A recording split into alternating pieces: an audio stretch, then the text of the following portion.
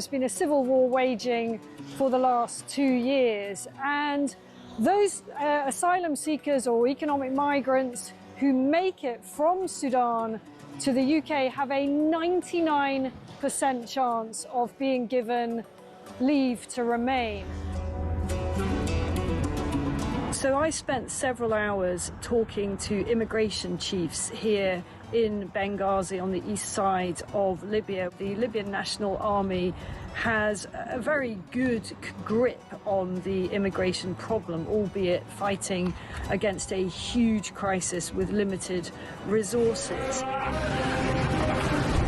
There is a very, very clear process of giving people proper health checks, the life-saving care that they need, and then working out where it is exactly that they've come from. Their message to the UK is that you are fueling this problem. You are effectively advertising a great new life for people from sub-Saharan Africa. They actually said, you know, what do you think happens when a guy from Sudan comes up through Libya and makes his way all the way to the UK and gets put in a luxurious hotel and provided with everything? And make no mistake, it is a perilous journey. We see it from the end point. We see the channel crossing as the dangerous bit, but actually where these journeys begin is in the hot desert. Many tens of kilometers have to be covered on foot by these migrants, and as many as 1 in 4 do not make it. That means bodies in the desert. The Libyan authorities are having to recover bodies in the desert. About the UK and how much awareness. Please understand the scale of what we are dealing with here with very, very limited resources. Once again, you know, people come in from charities, from NGOs, they use warm words, and the authorities here told me the only thing that we ever get is maybe a few toothbrushes and some nappies for the babies.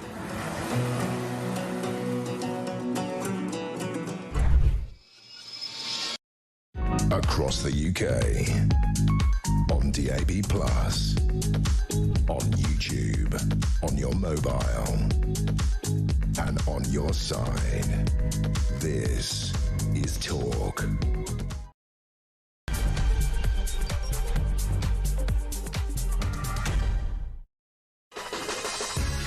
Well, a very good morning. I'm Peter Cardwell. Thank you so much for your company. If you're just waking up this morning, there's lots to talk about between now and 10 o'clock, including Britain facing an £8 billion bill after Sir Keir Starmer has agreed a deal to rejoin the European Union's student exchange programme. Is this the Brexit you voted for? Is this what you think our money should be going towards the EU? Surely 10 years ago, the point was to have relations which were not as close, rather than sending all our students over there for a gap year. Now, police have said they're going to arrest more pro-Palestinian protesters after 2 of Britain's biggest forces pledged to crack down on those who shout "globalise the Intifada" 2 years after the 7th of October massacre. Finally, these police forces are waking up to the fact that if you shout about killing Jews, people will kill Jews. It is absolutely horrendous. And finally, these police forces are going to arrest these people. Amongst a crowd of people who were shouting it, we don't know whether she was shouting it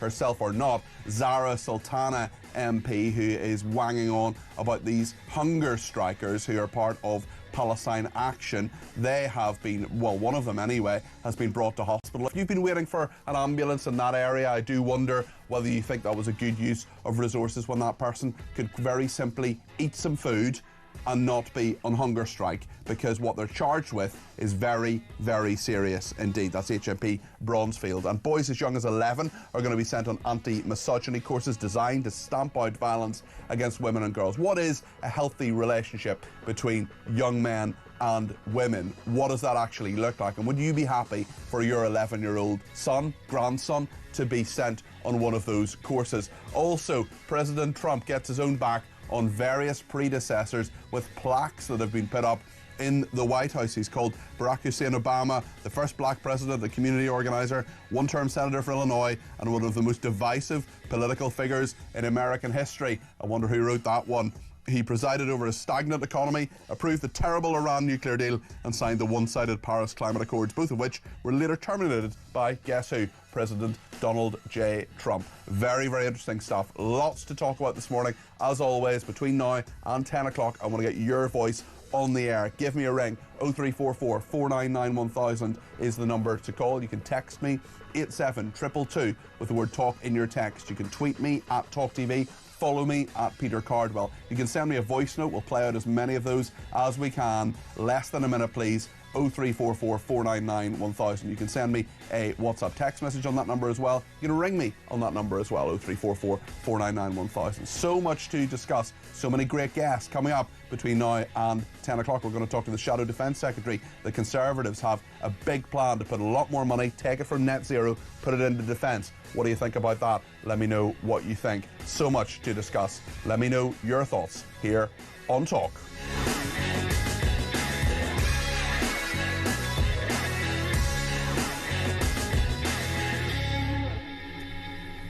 Well, remember, there's only one place to listen and watch Talk on your phone. That is the Talk app. Everything has moved there from the start of this month. If you haven't downloaded it now, now's the time. Go to your phone, delete the old Talk TV app, put the new Talk app on, and let's get all those presenters and all the information, discussion points, and your voice too on your phone. You can do that, of course, as well as watching and listening to us on radio, on DAB+, on your smart speaker, on YouTube. However you want to watch us, listen to us, interact with us, please do so this morning. There's so much to talk about, and I'm delighted that Rafe Hadel-Manku is with me, historian and commentator. Great to see you in the studio. How are you doing, Rafe? Great to be with you for the first time face to face, I think. That's it. Yeah, we've corresponded before, but it's great to see you now. Were you happy to spend £8 billion on this EU exchange scheme? This is the front page of a number of different papers. Certainly lots of people not happy about this. Now, the government absolutely keen to say this is not just for middle class students. There are people on apprenticeships and so on who can go to Europe for a year. The Minister for EU Relations, Nick Thomas-Symonds, says this is about more than just travel. It's about future skills, academic success, and giving the next generation access to the best possible opportunities. Is it? Well, as a Brexiteer, I was railing against this during the Brexit campaign and all the way up till we got Brexit around 2020. The fact is, this is such a one-sided arrangement here. You know, we are a superpower globally when it comes to our universities. Only America has more high-ranking universities than Britain does. Did you know in the top 10 universities in the world, 4 are British? How many are European Union? 0. In the top 20, how many European Union universities are there? 0. I mean, the fact is, Britain is so attractive globally and to Europeans coming. So what happened actually was that despite Britain being one of only 27 nations in the European Union, we had more than double the number of students coming over here as our students went to the whole of Europe. So British taxpayers have been subsidising this for so long. The reality is, because of the English language, because of the high quality of our universities, we're far more attractive to Europeans than Europe is to British people, and nowhere do I see this really being explained in any great detail. You know, there are some things that Britain does have huge advantages over the EU, which should be great bargaining chips. One is fisheries, where we saw how that was given away so easily in the renewal. Another one, of course, is defence. We are, along with France, the great defence power. What are we going to see about our ability to negotiate a good deal for Britain with regards to using defence as a bargaining chip? And here now we see, quite again, another concession made to Europe without any conceivable benefit to us. You don't think there's any benefit for us? Well, the benefits are far outweighed, I would say, by the cost. I mean, let's just put this into stats. In 2019, when it was decided that it was no value for money, it was costing 300 million. Now next year or whatever, it will be costing 570 million with a 30% discount. That's going to go very quickly. It's going to cost 840 million, possibly 1.2 billion pounds for us to finance this, for British taxpayers to finance this, compared to only 300 million in 2019. And the EU is now considering expanding Erasmus to, where would you think? Turkey and North Africa. And the last thing we want are more students who could potentially radicalise students coming from those parts of the world, which ironically will be potentially subsidised by British taxpayers. Yeah, certainly. There are a lot of people worried about this, and also the amount of money as well. I mean, do you see this as a wider effort by Labour simply to get us closer to the EU? I see some commentators this morning talking about even joining the single market again, 2028, 2029. Is this just all about cozying up to the EU to try to undo what Labour anyway would see as some of the damage of the last few years. There's absolutely no other way to see this. You know, Christmas has come early for the EU in this regard. We know that David Lammy refused on 7 occasions to deny that Britain was going to potentially join a customs union. Very recently, about a week ago, yeah. And it just seems as if we are giving away our greatest negotiating bargaining points before we're even discussing the potential for greater growth with European trade and what that might entail. You don't expose your hand before you've actually started the serious negotiations. We've basically we're giving away all of our biggest points before we've actually started to discuss. And there's also the money point as well. I mean, Rachel Reeves talking about the level of headroom that she has. If you're giving away billions of pounds to the EU, if there is a net loss here, well, that eats up some of that, doesn't it? Yeah, absolutely. We've already seen the biggest cash bung to the backbenches of any government with the decision to remove the two-child cap on benefits. That was there was a £3 billion bung over that. This is yet another one. I mean, now we see the tax rises of Rachel Reeves weren't to fill up a fiscal black hole. They were to spend on benefits, and now clearly to spend on European students. Let's talk about what has been happening last night. There were some arrests outside the Ministry of Justice. There was a big protest there. That's the same building that hosts the Crown Prosecution Service. And Zara Sultana has been at HMP Bronzefield talking about Quessar Zura, who is a protester, a Palestine Action protester who's on hunger strike. Quessar Zura was transferred to hospital via an ambulance she'd been demanding since 5 p.m. yesterday. I do wonder how other people who need ambulances in the area will feel about that, especially as Quessar Zura could very easily end her hunger strike simply by eating. David Lammy, Keir Starmer, says Zara Sultana, you're on the brink of causing the deaths of multiple young Palestine hunger strikers. Stop blocking the ambulances from reaching them. They need immediate bail now. Well, there's no suggestion that Keir Starmer or David Lammy blocked ambulances from reaching them, and simply requesting an ambulance does not necessarily immediately entitle you to one. Also, David Lammy and Keir Starmer are not on the brink of causing the deaths of multiple young Palestine hunger strikers. The person who is on the brink of causing the death of a Palestine hunger striker is Quessar Zura by refusing food. Let's take a look at what Zara Sultana was doing with protesters who chanted about Intifada outside His Majesty's Prison Bronzefield in Surrey. Intifada, intisar. من غزات العقارة. من غزات العقارة. Intifada, intisar. So she's there. There's no suggestion that she was actually chanting that herself, but what we've seen from the heads of both the London and Manchester police in the last 24 hours is that people who shout slogans like this will be arrested, because Globalise the Intifada, unlike if you work for the BBC, is actually a bad thing, because guess what? You shout Globalise the Intifada, Jews get murdered, as happened in Bondi Beach. And there is this row about the BBC we'll get to in a second. But Rafe, what do you make of this? Zara Sultana being there, she's an MP for your party, and she is accusing David Lammy, the Justice Secretary and Deputy Prime Minister, and Keir Starmer, the Prime Minister, as being, as she puts it, on the brink of causing the deaths of multiple young hunger strikers. I don't think they're on the brink at all. I mean, this was obviously self-inflicted by these people. It makes a mockery of those genuine people who've been in awful situations with torture and so forth, who have reserved the right to go on a hunger strike. They're not in anything near that situation. And it's funny, isn't it? Zara Sultana is supporting this, if not encouraging this sort of action. If you were to encourage someone to self-harm, you would be potentially arrested by the police. For, you know, we know that certainly people online who've encouraged people to self-harm have been found guilty, or at least have been arrested for basically putting people into that psychological position. How is this any different? Jeremy Corbyn, of course, former leader of the Labour Party, who's now in your party, has been asking about this at Prime Minister's Questions. This was yesterday in the House of Commons. Yesterday, the Minister of State for Justice declined a meeting with the representatives of a number of hunger strikers in prison at the present time. These are all remand prisoners. They're not convicted of anything. Since then, a further prisoner, Kazam, has been taken to hospital, as have others. Many people are very concerned about the regular breaches of prison conditions and prison rules in respect to these hunger strikers. Will he make arrangements for the Ministry of Justice to meet representatives of the hunger strikers to discuss these breaches of the conditions that they're experiencing at the present time? No. Prime Minister. Well, he will appreciate there are rules and procedures in place in relation to hunger strikes, and we're following those rules and procedures.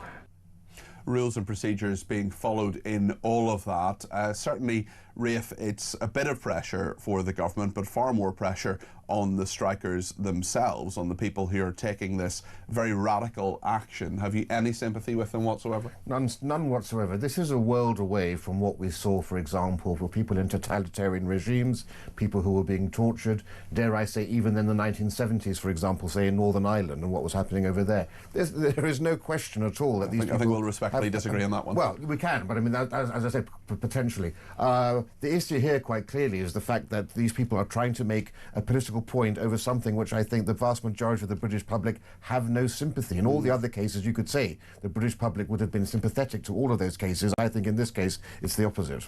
Okay, I think it's a bit more nuanced when it comes to the Northern Ireland hunger strikes, but that's another matter and one way back in history. It's very interesting, certainly, what Jeremy Corbyn is saying there. I wonder what you think about this. 0344 499 1000 is the number to call, because if you think that this ambulance was a good use of resources, if you think Jeremy Corbyn should be talking about this in Parliament, if you think that the Ministry of Justice should be doing more about this, let me know. 0344 499 1000. Zara Sultana says she just got back from HMP Bronzefield. I'm also very interested in what you've got to say about this £8 billion that's going to be given to the EU to get their students to come here. On that, Bill in Cheshire's been in touch and says, on the Erasmus scheme a few years back, my daughter spent her third year in a Spanish university on this scheme. The weather was great, she came back with a great tan, her language skills were better, but she said the university was hopeless, tuition was minimal, not good value, says Bill in Cheshire. And Paul in Germany has been in touch. Good morning, gentlemen. Good morning, Paul.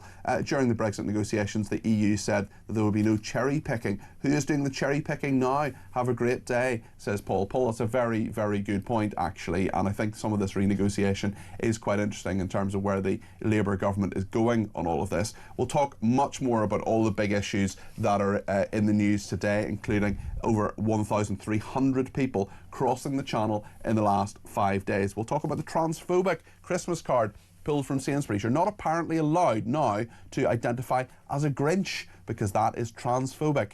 Britain 2025. Stay with us.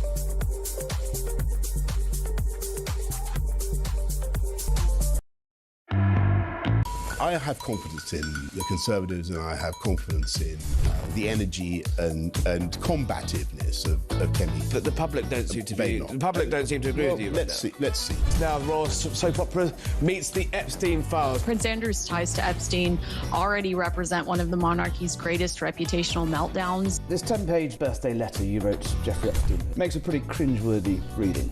I find them very embarrassing to see. First convicted, first indicted, you continued a business and personal friendship. It was not a business Not a business relationship.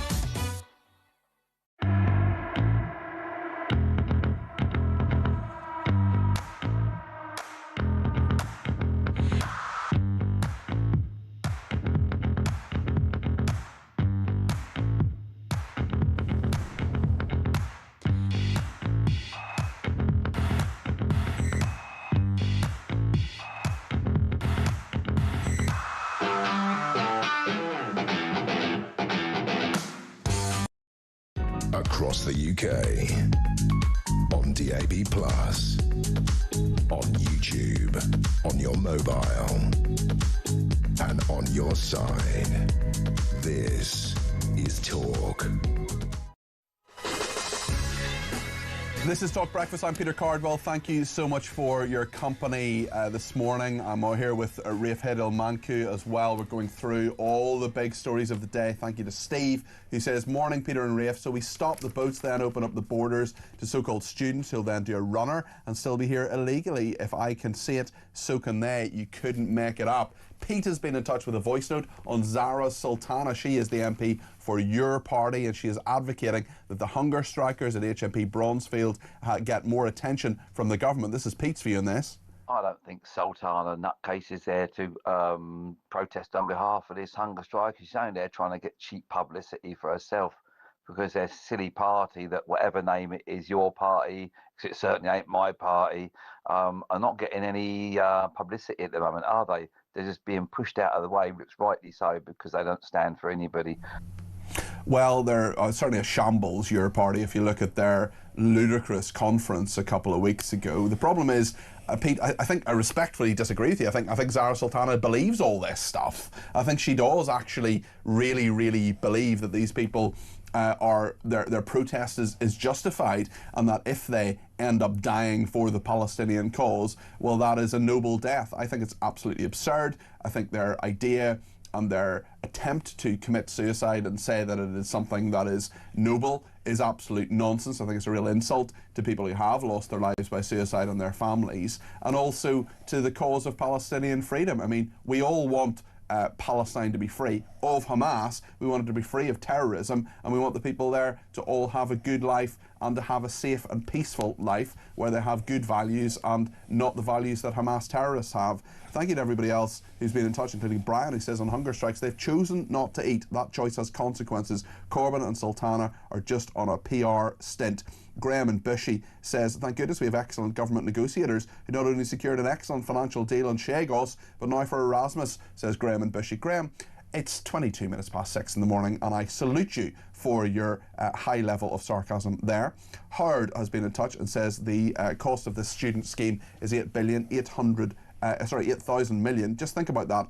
£8,000 million, 8,000 pallets of £1 million, says Howard, speaking about the Erasmus scheme and all these students who will be coming to us and indeed going to Europe. But before they become students, in fact a lot earlier, at 11 years old, we are now going to start teaching young men about, or children really, about misogyny. Rafe, just take us through this. Rafe Manku, the historian and commentator, with me between now and 7. This is a big story today. Yeah, it's a huge story. It's about the fact that the government is now going to essentially put any boy 11 years of age and over onto an anti-misogyny course if teachers identify them as displaying troubling behaviour in their relationships towards women, or particularly girls, in their classroom. And of course, misogyny is a huge issue in our society. It needs to be stamped out, and it's undeniable, of course, also that we've seen a huge increase in the last decade in misogyny, in homophobia, and in anti-Semitism. But the roots for that don't lie in our school system. The roots of that, of course, lie in the fact that we've imported a large number of people into this country who come from cultures where this sort of attitude is quite prominent. And you remember that there was this hugely celebrated Netflix film called Adolescence, about the incel movement, targeting on. Now, what's never targeted, what's never spoken about is the disproportionate number of ethnic minorities who are part of the incel movement and who display misogyny.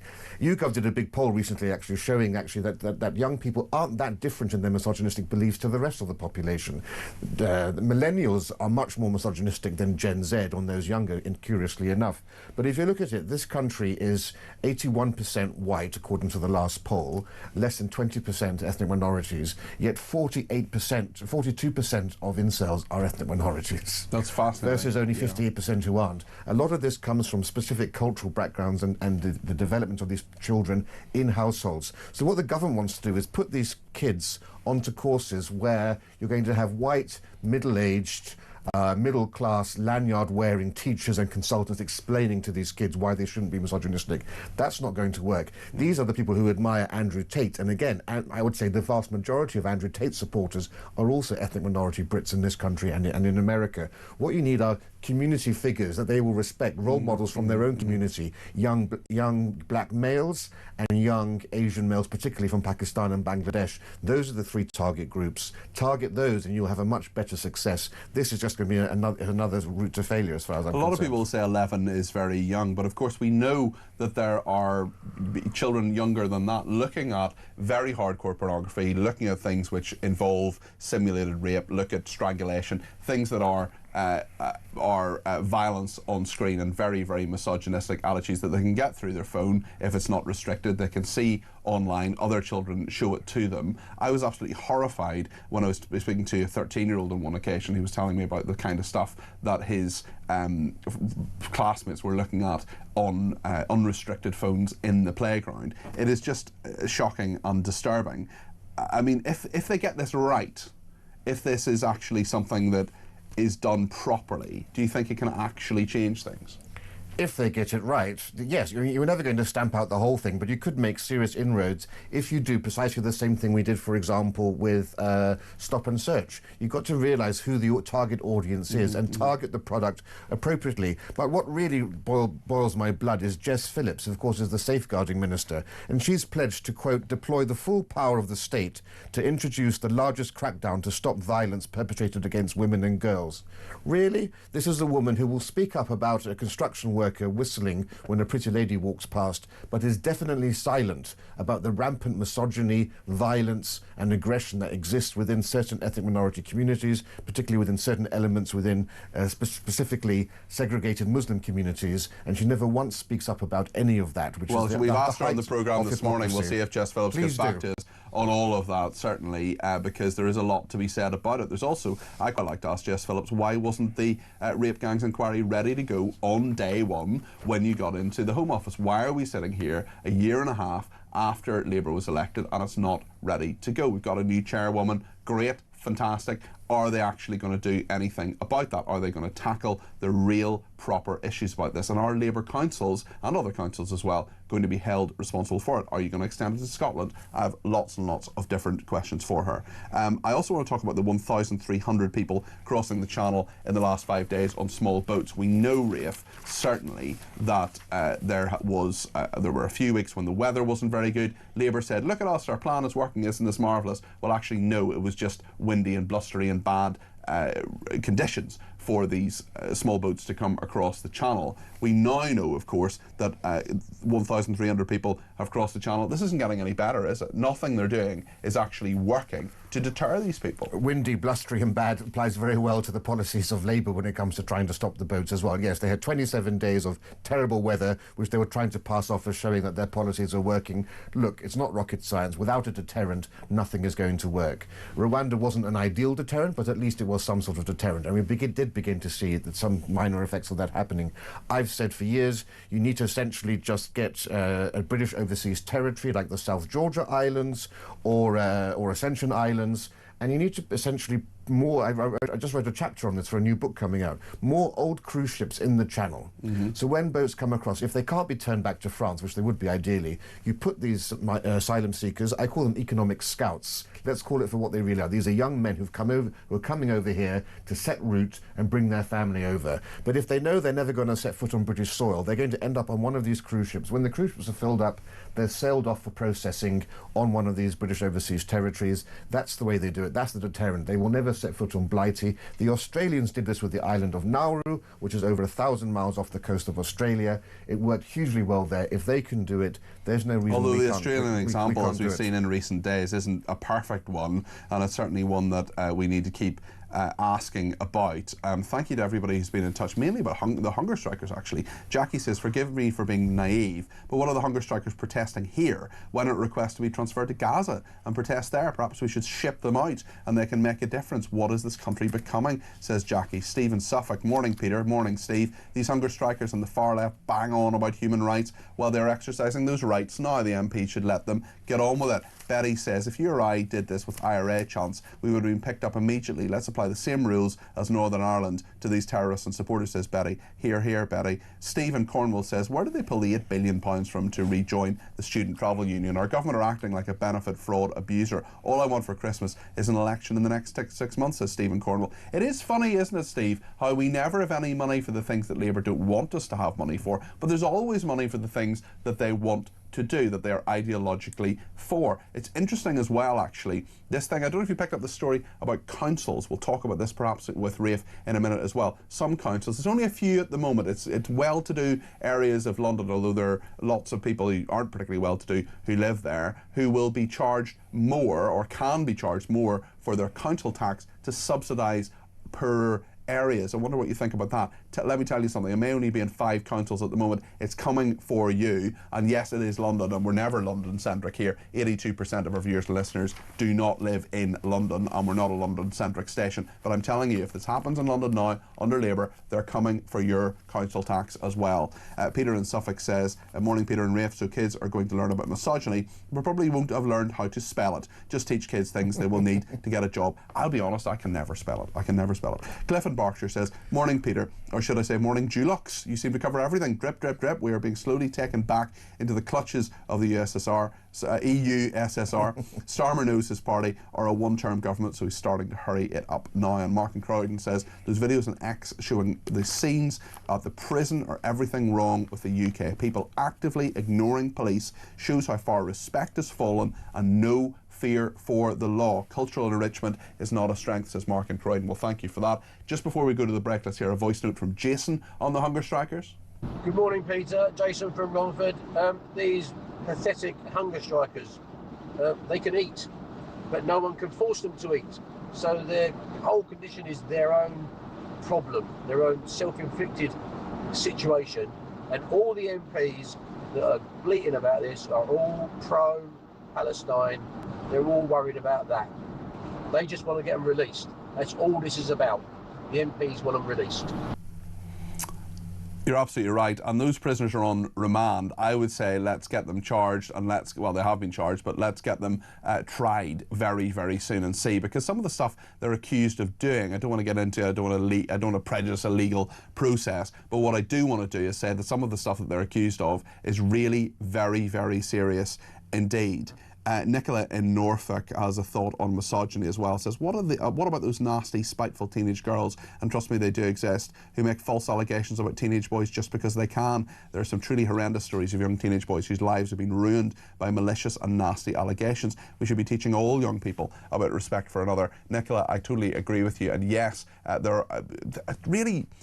young people, I don't want to be down on young people this morning, but between about the ages of 12 and 15, they can be absolutely horrible. Obviously, it can be horrible at other ages as well, and that's the time where some of these allegations, of course, can be made, and people's lives can be ruined as a result, as Nicola very wisely points out there. And what we're doing this morning, and what we're going to do right through between now and 10 o'clock, is test all these different ideas from the government. What do you think? What's your view on it? What is the question that I'm not asking? What are the things that we're not thinking about? Because I love this job, and I love how there's a collective wisdom in our viewers and listeners who think about all sorts of things, who consider all sorts of aspects of stories and teach me every single day. So pick up the phone, let me know your thoughts on all of this. 0344 499 1000, that's the number for calls and voice notes as well, and for WhatsApps to send them through too. So much debate to be had between now and 10 o'clock. Stay with us here on Talk.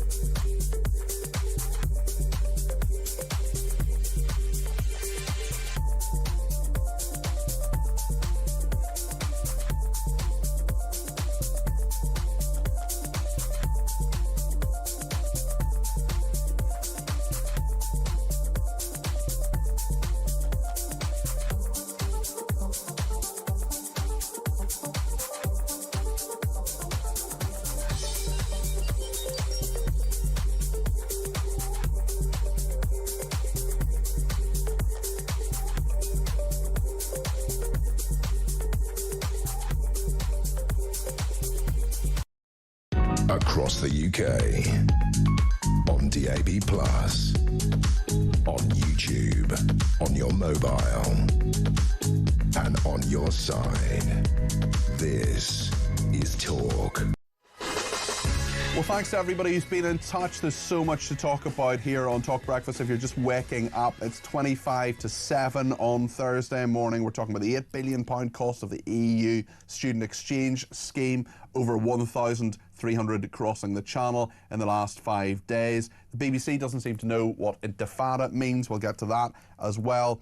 And we want to talk about, of course, the transphobic Christmas card pulled from Sainsbury's and Donald Trump getting his own back on his predecessors with some new plaques in the White House. Definitely want to get into that. Steve's been in touch on this hunger strike as well that's going on at HMP Bronzefield. Zara Sultana, of course, supporting those who are voluntarily in the process of committing suicide, and but accusing the Deputy Prime Minister and Prime Minister of on the brink of causing the deaths of multiple young Palestine hunger strikers. No, they're not. No, they're not. It's them themselves. They are making a decision. They're sentient beings and they can put food in their mouths. I'm afraid I have absolutely no sympathy whatsoever. Steve has been in touch and says, "Morning, Peter.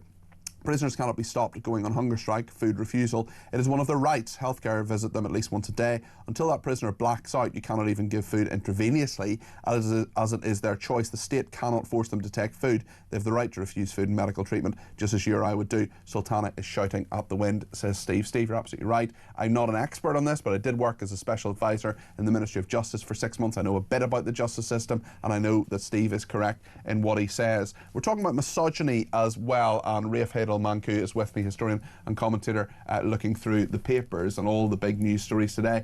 Rafe, we've got a voice note from Ian, who has a bit of an issue with you. We'll get you to respond to this in just a second, but let's hear from Ian now. Hi, Peter. This is Ian from Manchester. Oh, now, come on with your guess. Misogyny does not come from immigrants alone.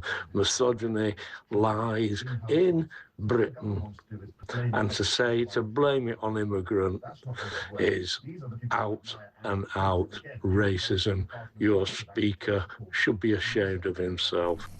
Ian, I don't think, Rafe, you were actually saying that. I think that's a slight misinterpretation, Ian. But listen, we're happy to play your voice note. Let's give Rafe his say. I'm simply providing you with the evidence. YouGov just did a huge polling on this, and looking at, and also we've had polling on the incel movement, which is the most deeply misogynistic element of affecting British youth today.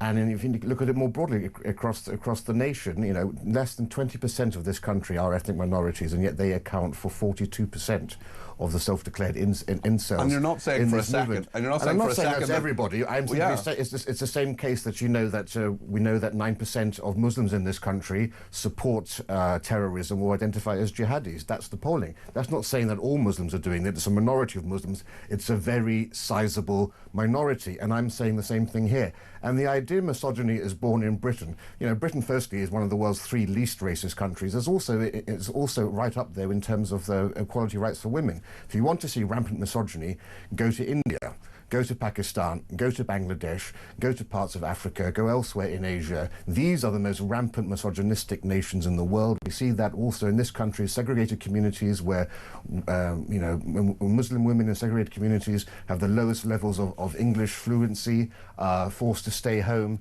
The idea that there's any comparison between the levels of misogyny historically in this country and levels of misogyny outside of Western Europe, I think, is for the birds. I'm terribly afraid to say. And I'm afraid, Ian, I mean, thank you for your message, and I do appreciate it, Ian. And, you know, we do obviously allow everybody to have their say here in the home of common sense, but I just didn't get that from what Rafe was saying previously, and he's not saying for a second that white people can't be misogynistic. Of course they can, and of course some of them are, very sadly, which is why the government says it needs these courses for 11-year-olds. Thank you to the tweeter as well, Just Me, who says, "Peter, can I remind the media and any left-wingers out there, this is Britain, not Palestine, not Pakistan, not Afghanistan, not India, not Somalia, not Romania, and not Africa. Immigrants are guests, the same as I would be in their country. Stop killing, stop raping our children." Well, of course, not all immigrants are doing that, but I don't think you're suggesting that. But certainly there is a point to that. Sean who says he's a far-right, racist, misogynistic thug from Gloucester. Interesting. Sean says, this country is being run by idiots, so now our kids have to be taught not to be misogynistic. It is madness. We might not be religious or practicing Christians, but we have Christian values ingrained in our DNA, which they're trying to beat out of us. The fools in power have done their best to dilute this over many years, and Keith Stalin is the worst. Dave says, morning Peter, isn't it the parents' job to teach their children about respect and manners? Some of the kids' behaviour today in the presence of their parents beggars belief. I totally agree with you. A friend of mine works in a shop and they're very busy coming up to Christmas as a gift shop, and I mean there are children running a rampage, there are children urinating, there are children shouting, throwing things, and the parents do absolutely nothing. Rafe, it's a fair point, isn't it, to say actually it's up to the parents. I mean, but then again, today we can't trust parents to teach their kids how to toilet properly. I mean, there's something like a quarter of 5-year-olds still in nappies, and also come to school unable to use toilet correctly and be toilet trained. And similarly, we're giving kids breakfast in breakfast clubs. What the government says, isn't this marvellous, got breakfast? Well, in my day, back in the day, it was a parent's responsibility to give breakfast to their kid, and now we're sort of outsourcing all of that to the state, aren't we? Absolutely, but a large reason for this is that there are often no parents, just a parent.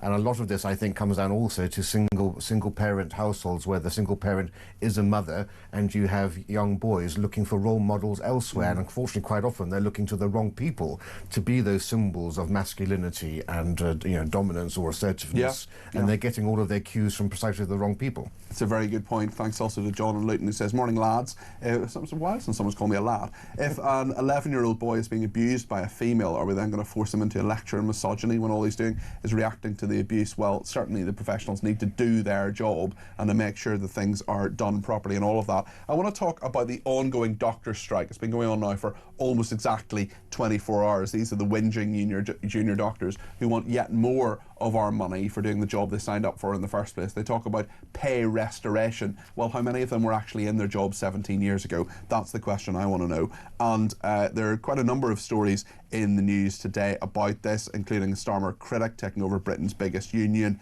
The disruption could be into the new year as well. Rafe, take us through this. Sorry, I missed the story. About the doctor strike. Oh, the doctor strike. Yes, I mean, this is unforgivable. You know, doctors are supposed to take the Hippocratic Oath, which is supposed to be their most strident and guiding single principle to look after the sick and the vulnerable. And I'm sorry, there is no way in which this doesn't seem to be a complete violation of that. We know that now, this time of year particularly, we have a flu. I don't know, some people want to call it an epidemic. We have 3,000 people in hospital right now. I mean, if the NHS, which we give 200 billion quid a year to, cannot cope with another 2,500 people who have flu in winter, well, all bets are off. Well, the problem is that's 3,000 now. We're not even at the peak moment, and the people that this is every year. I understand that. They should be but prepared my point for is, it. the people that are dealing with it now are the ones they normally would have drafted in to deal with the overflow, and unfortunately, they're now having to do two jobs: the jobs of those on strike and the jobs they would normally be doing when they were drafted in.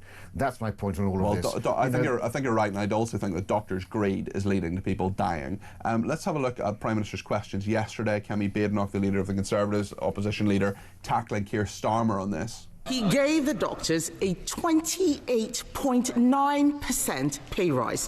What did he get in return? This morning, they've gone back on strike for the third time. In the middle of winter, in the middle of the worst flu crisis in years. Mr. Speaker, this shouldn't be allowed. We already ban strikes by the police and the army. Why doesn't he put patients first, show some backbone, and ban doctors' strikes?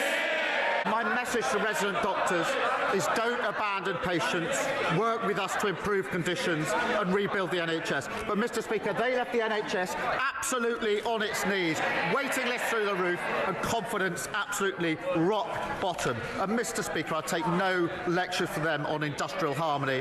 More days were lost to strike action on their watch than any year since the 1980s. Of course he's not going to ban doctor strikes. He doesn't have the baubles. The trade unions didn't just buy him for Christmas, they bought him for life. I mean, some good lines from Kemi Badenoch there. I'm not sure any junior doctor listening to that is going to say, well, actually, I'm convinced by Keir Starmer, I'm not going to go out on strike tomorrow. Do you know there's a 50-year period when junior doctors did not strike? 50 years, and they've struck, what is it, this is now the third one in a year. Yep. It's crazy. Also, we have Wes Streeting not ruling out mandatory masks as well, front page of the Telegraph, that he is talking about that. Tell us your thoughts on this, Rafe. Well, I know how that's going to go down with listeners and viewers of Talk, because we've experienced... I'm the presenter between 10 and 1. Yeah.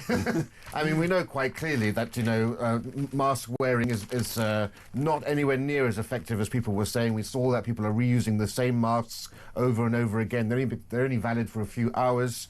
It just seems to me more of an effort to try to make people think about how serious the flu epidemic is, but you don't need to have masks back in public. Well, they're basically pointless. Tell us about another story as well. This is Sainsbury's, which is taking a Christmas card because it's talking about identifying as a Grinch, which is apparently transphobic. There's a very funny Christmas card which has a picture of the Grinch, of course, Dr. Seuss, and it says, "This Christmas I'm identifying as a Grinch." Well, it would seem to be there are a lot of very sensitive snowflakes who are identifying as Grinches right now. Hard to believe. As they have tried to remove this, saying that for a cis person, anyone who says that they're a cis person, I think should be renamed a sissy, who says that they identify as anything is being transphobic. So presumably, if you're a man saying you identify as a woman, you're also being transphobic against yourself. You can't make this up.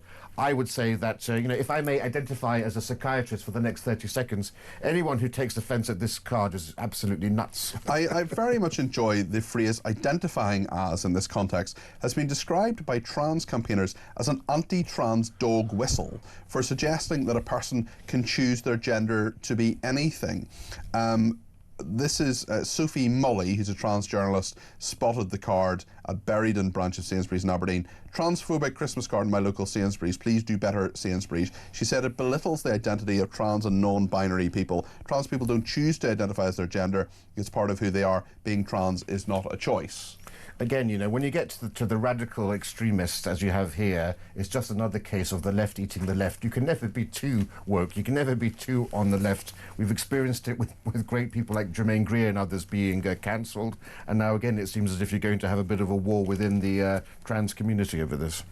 Thank you to Mark in East Dorset, who says, "Good morning, Peter, looking forward to your show. I'm in my late 70s and I've seen Prime Ministers come and go since the 50s. In my honest opinion, Starmer is the worst." Plenty more to come here on Talk in just a second, with plenty more issues to discuss, including Donald Trump slagging off his rivals through plaques in the White House. Yes, really. Stay with us here on Talk.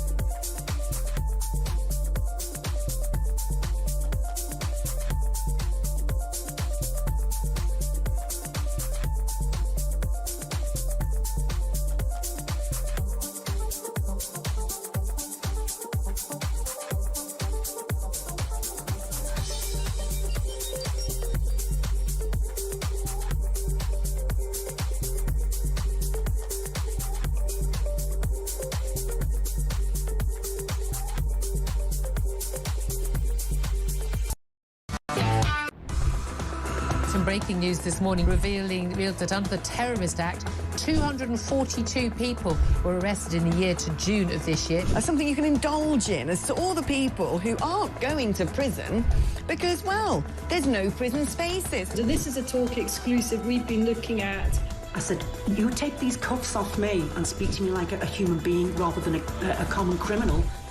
You're just left wondering, does these people who lead us actually hate Britain? Yeah. Do they not love our country and everything that we've stood for?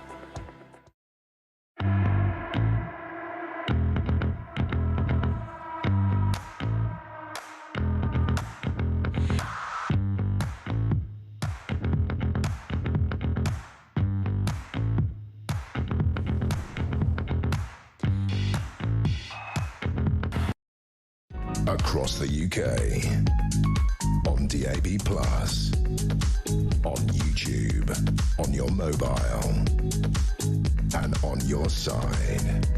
This is Talk.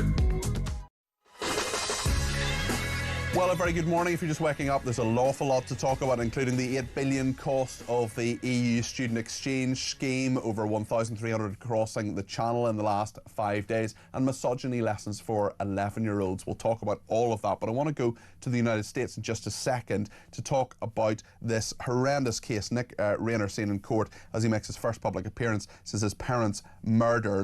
His lawyer speaking as well. This is Alan Jackson speaking outside the court. There are very, very complex and serious issues that are associated with this case. These need to be thoroughly but very carefully dealt with and examined and looked at and analyzed. We ask that during this process you allow the system to move forward in the way that it was designed to move forward, not with a rush to judgment, not with jumping to conclusions, but with restraint and with dignity and with the respect that this system and this process deserves and that the family deserves. Well, Rob and Michelle were found dead from apparent stab wounds at their $13.5 million Los Angeles mansion on Sunday. I'm joined now by Heidi Hummel, who's a KTAR news reporter in Phoenix in Arizona. Heidi, thank you for joining me. Can you just bring us up to date on this intriguing and horrific case? Hi, Peter. Yeah, certainly a horrific story this week in the U.S. The Reiner family, loved by so many, especially there's such big people in Hollywood. And this was actually the second time their son, Nick, his arraignment this week was delayed. He was actually supposed to be arraigned on Tuesday, but he wasn't medically cleared for that. They didn't say why. And then today he was supposed to be arraigned in court, and he wasn't arraigned. He did appear in court for about 5 minutes. He was in a blue suicide prevention smock, and the defense and the prosecutors both agreed that he would not enter a plea today. Normally during your arraignment, you're informed of your charges, you're informed of your rights, and you plead guilty or not guilty. And they agreed that they're not going to do that because you just heard from his defense attorney, Alan Jackson, that there are some serious complex issues they want to analyze. So he's going to be arraigned now on January 7th in the new year. In terms of the detail of all of this, it's just absolutely horrific, and of course so many in America reacting to this. Rob Reiner, perhaps not the best known by name in this country, but of course his output, his incredible contribution to the cultural life of Hollywood, the amazing films he put out there, things like When Harry Met Sally, for example. I mean, the list is endless, really. He will be horribly, horribly missed, and of course I would imagine so many people intrigued by the fact that the son is accused of this horrific murder. Yeah, truly just shocking. And so there's two surviving siblings. Romy, the 27-year-old sister, she's the one who supposedly found her parents and called 911. And then the middle brother was arrested, Nick. And so Nick had been he struggled from drug addiction his whole life. He had been in and out of rehab centers. He had a tumultuous relationship with his parents, but they were by no means estranged.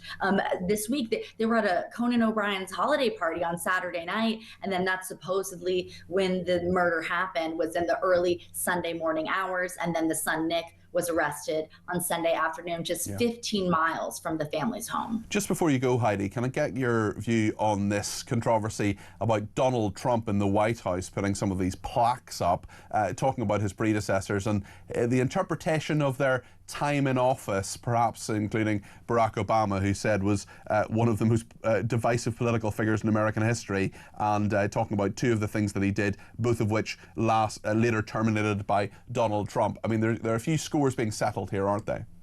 Yeah, just the partisan nature of it all is really unheard of for him to go after his predecessors like that. Kind of unpresidential, some might say. The portrait of Joe Biden isn't even a portrait of Joe Biden. It's a portrait of what Trump likes to call the auto pen that former President Biden used to sign the legislation towards the end of his term. Goodness me. Listen, thank you very much. We'll talk more about that as the show goes on. That's Heidi Hummel there. Thanks for joining us. KTAR news reporter in Phoenix, Arizona. Rafe is with me here in the studio. Rafe Heidel-Manku, historian and commentator. What do you think about the plaques, Rafe? Well, President Trump is the gift that keeps on giving. What will we do without him? What will we talk about when he goes? I just have to say, you know, there's been so much effort made to put plaques onto statues in this country and across the West with outlandish claims about Britain's role in slavery and empire. I say, what's sauce for the goose should be sauce for the gander. And actually that leads us nicely into the British Museum, which is going to share artefacts from its collection with former colonies to help them decolonise. These are curators who've overseen the transfer of prized Greek and Egyptian treasures to a leading Indian museum. 80 artefacts now displayed in a new gallery to undo colonial misinterpretation. What do you think? Yeah, once again, more evidence, if evidence were needed, of the long march through the institutions, and our cultural museums are at the coalface of the culture wars, completely captured by woke ideology.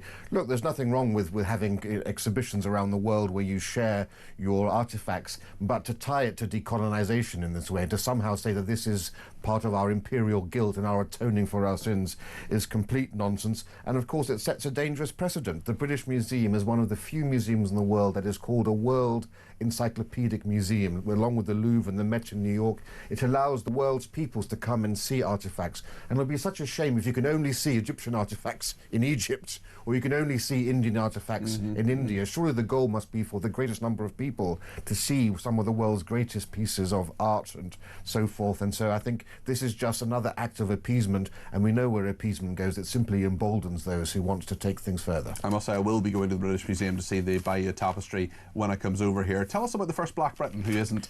Yes, well, further proof of the long march through the institutions has been this attempt to rewrite our history. You know, all nations have their founding myths, and you know that you're living in a post-revolutionary society. I say Britain is a post-revolutionary society when you try to create a new ideology, that Britain was always multicultural, that that ethnic minorities were a part of British life for thousands of years. One of the examples was this famous first Black Briton, a 2,000-year-old skeleton found in Beachy Head, which was believed to be originally from sub-Saharan Africa and then from Cyprus. Now it turns out actually she was a Roman-era Brit with blue eyes and pale skin, pale and dark skin and light hair.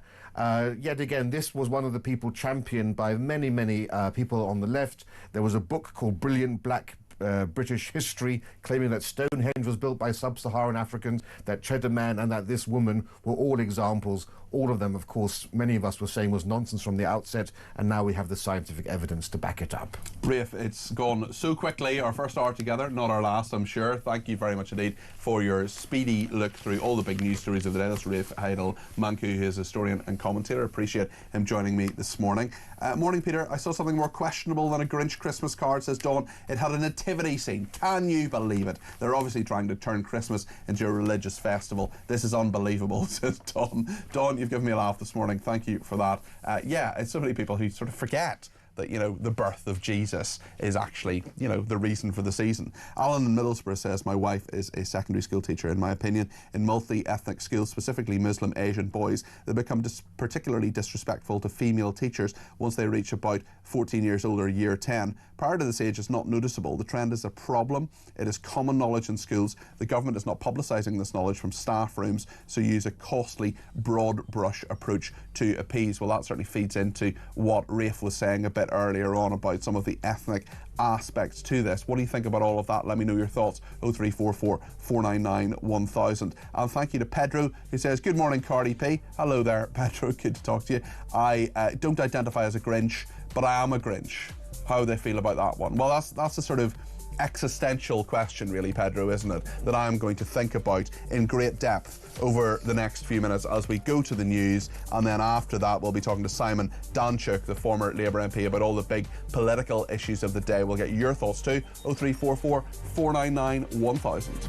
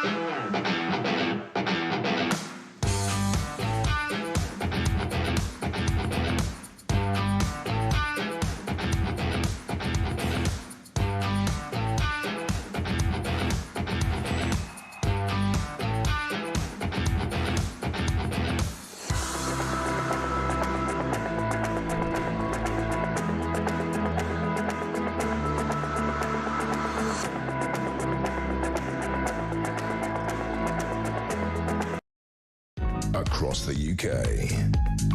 On DAB+, on YouTube, on your mobile, and on your side. This is Talk.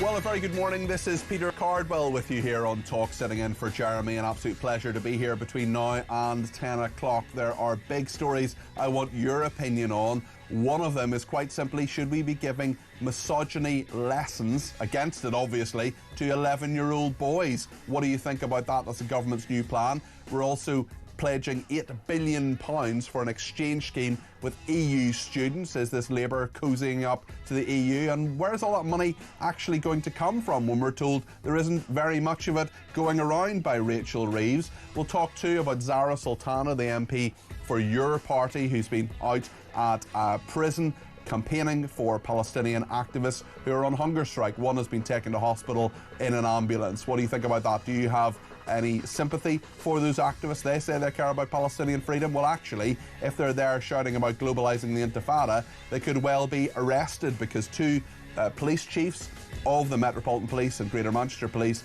have said that actually, if you shout globalise the Intifada, well, guess what? You're going to be arrested. And unsurprisingly, that is something that causes hatred of Jewish people and has, in my view, led to things like the Bondi Beach massacre. What do you think of all of this? 0344 499 1000. The BBC as well doesn't seem to quite know what Intifada actually means. It said that the militants, terrorists, were largely unarmed in one of its articles, and that has now been corrected. It's absolutely horrendous that the BBC yet again gaslighting us about the anti-Semitism that is happening in our country. Why can't they just get it right? Is it because they themselves might be a tiny bit institutionally anti-Semitic when they show things like a documentary narrated by the child of a Hamas terrorist?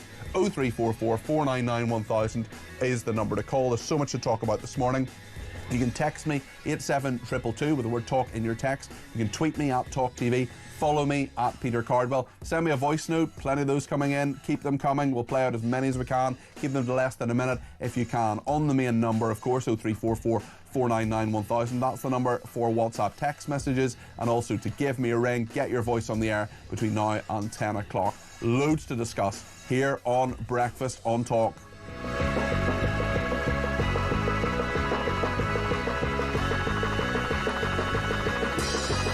Well, let's get straight into those voice notes, because yes, we have great guests on this programme. We're going to talk to one of them in just a second, but it's all about you. It's my show this morning anyway, but it's your show too. Let's hear from Dan and those pro-Palestinian protesters.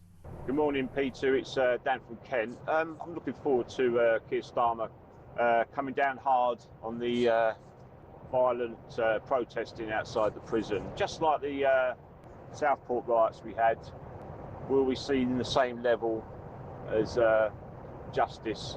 I doubt that very much. And the people of Coventry must be so proud of their MP, Zara Sultana, putting all that time and effort in to solve problems which are not even in her constituency.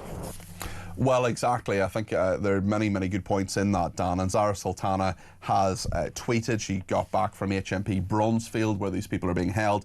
Most importantly, she says, Kesser Zura, who is one of the hunger strikers, who is slowly committing suicide, was transferred to hospital via the ambulance she'd been demanding since 5 p.m. yesterday. David Lammy, Keir Starmer, you are on the brink of causing the deaths of multiple young Palestinian hunger strikers. No, Zara.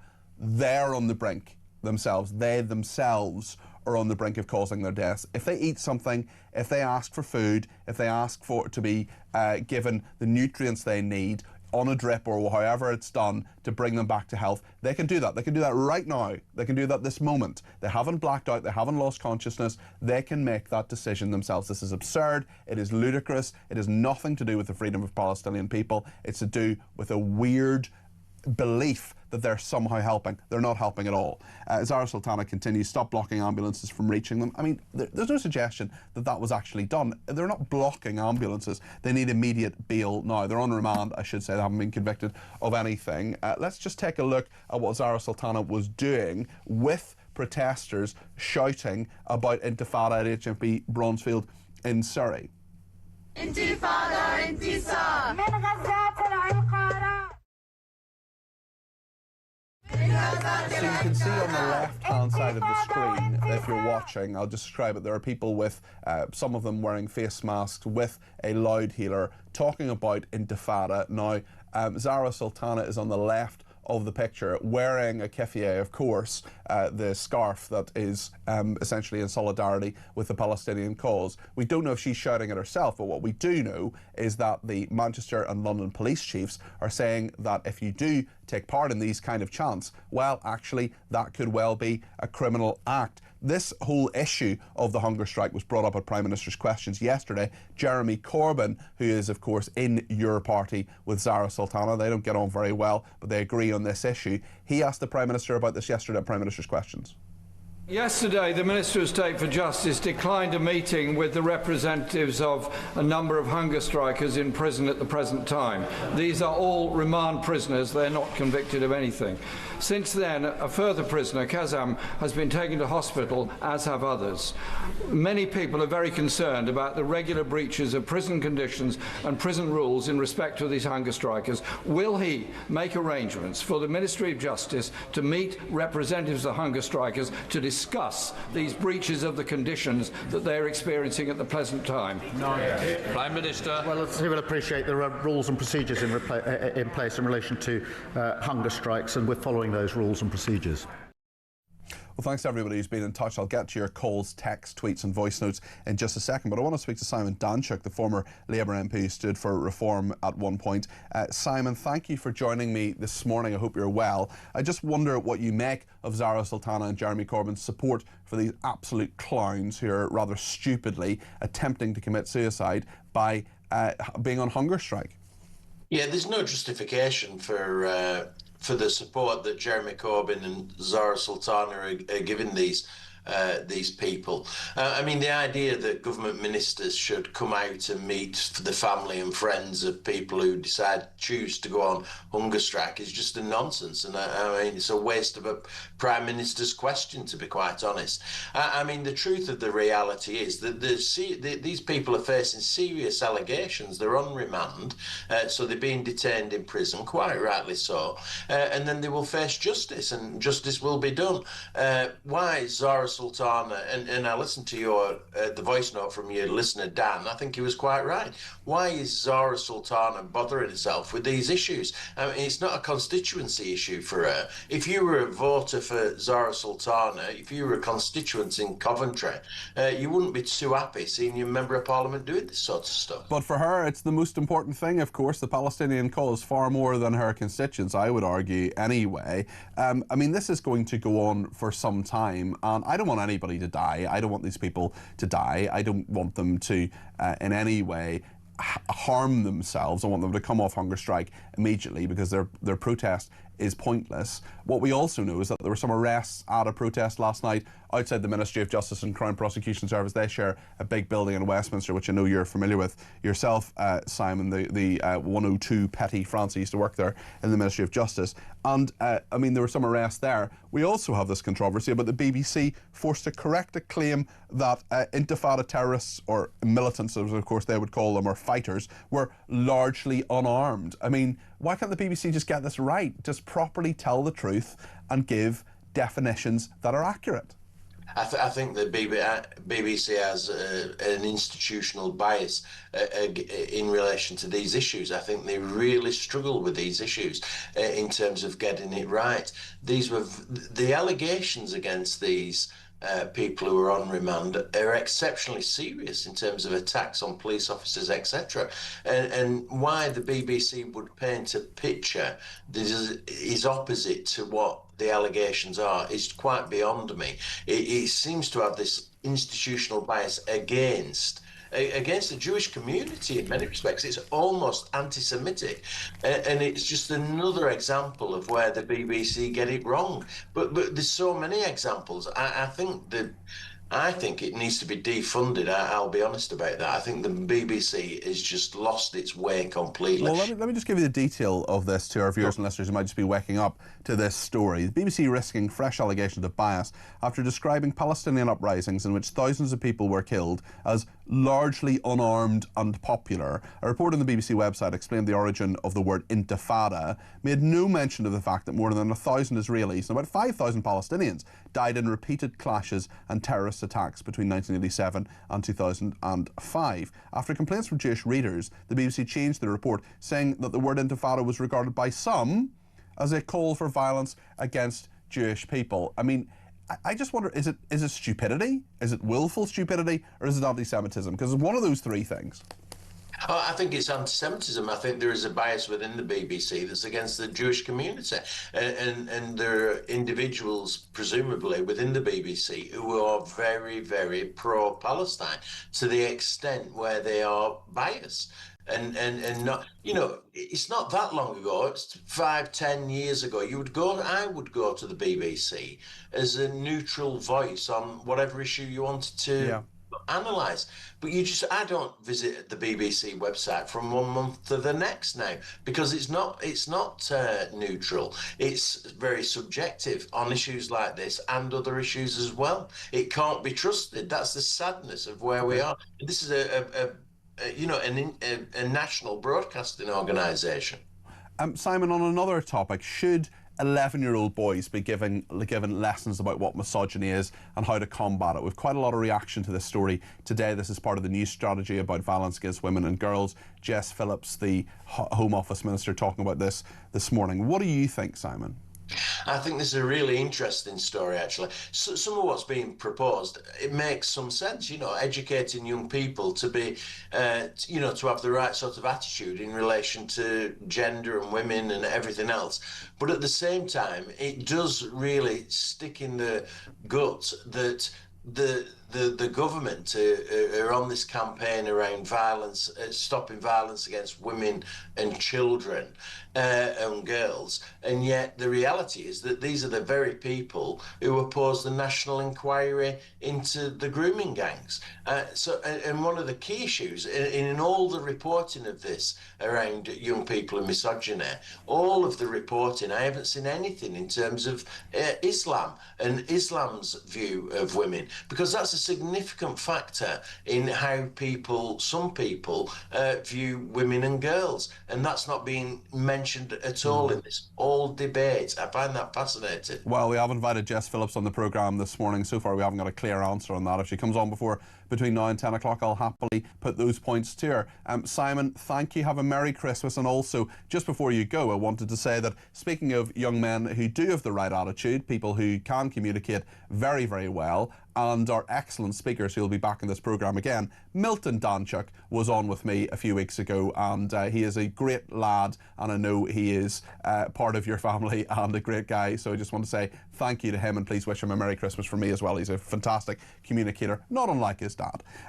Thank you very much indeed. Simon Danchuk there, former Labour MP. Thanks to everybody who's been in touch. Anthony says, on the day of the misogyny lessons, will the boys be allowed to identify as a girl on the day of the lessons so they can miss it? And Simon in Essex says, about teaching misogyny, this is no different in my opinion than forced diversity, equity and inclusion training, which does the opposite of what it is intended to do. The new teaching is sustaining the ideology of toxic masculinity. It's all about treating every boy as the worst in society, in Simon's opinion. Lots more to come in this. We're going to be speaking to the Shadow Defence Secretary in just a minute here on Talk.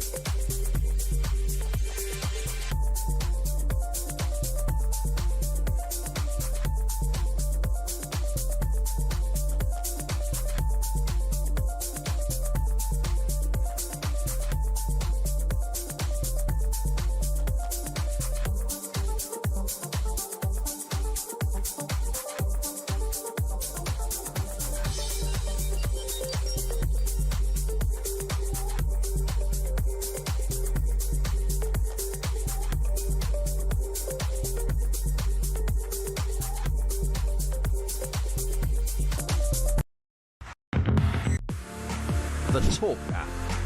You can watch, catch up and listen to all your favourite shows and podcasts anytime, anywhere, all on the Talk app. Watching and listening to Talk just got easier. There's now only one place for the home of common sense. So head over to your App Store or Google Play and search Talk now.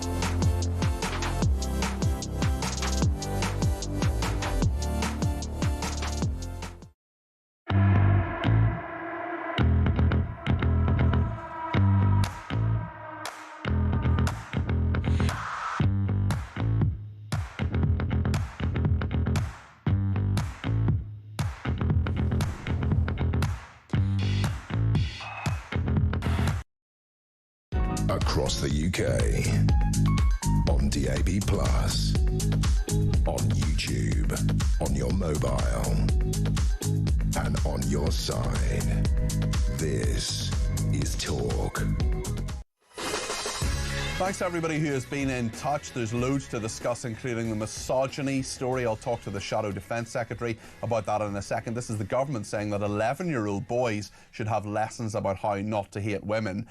Zara Sultana, big issue this morning. Lots of people getting in touch about her as well. The Your Party MP who's been outside HMP Bronzefield in Surrey talking about the people on hunger strike.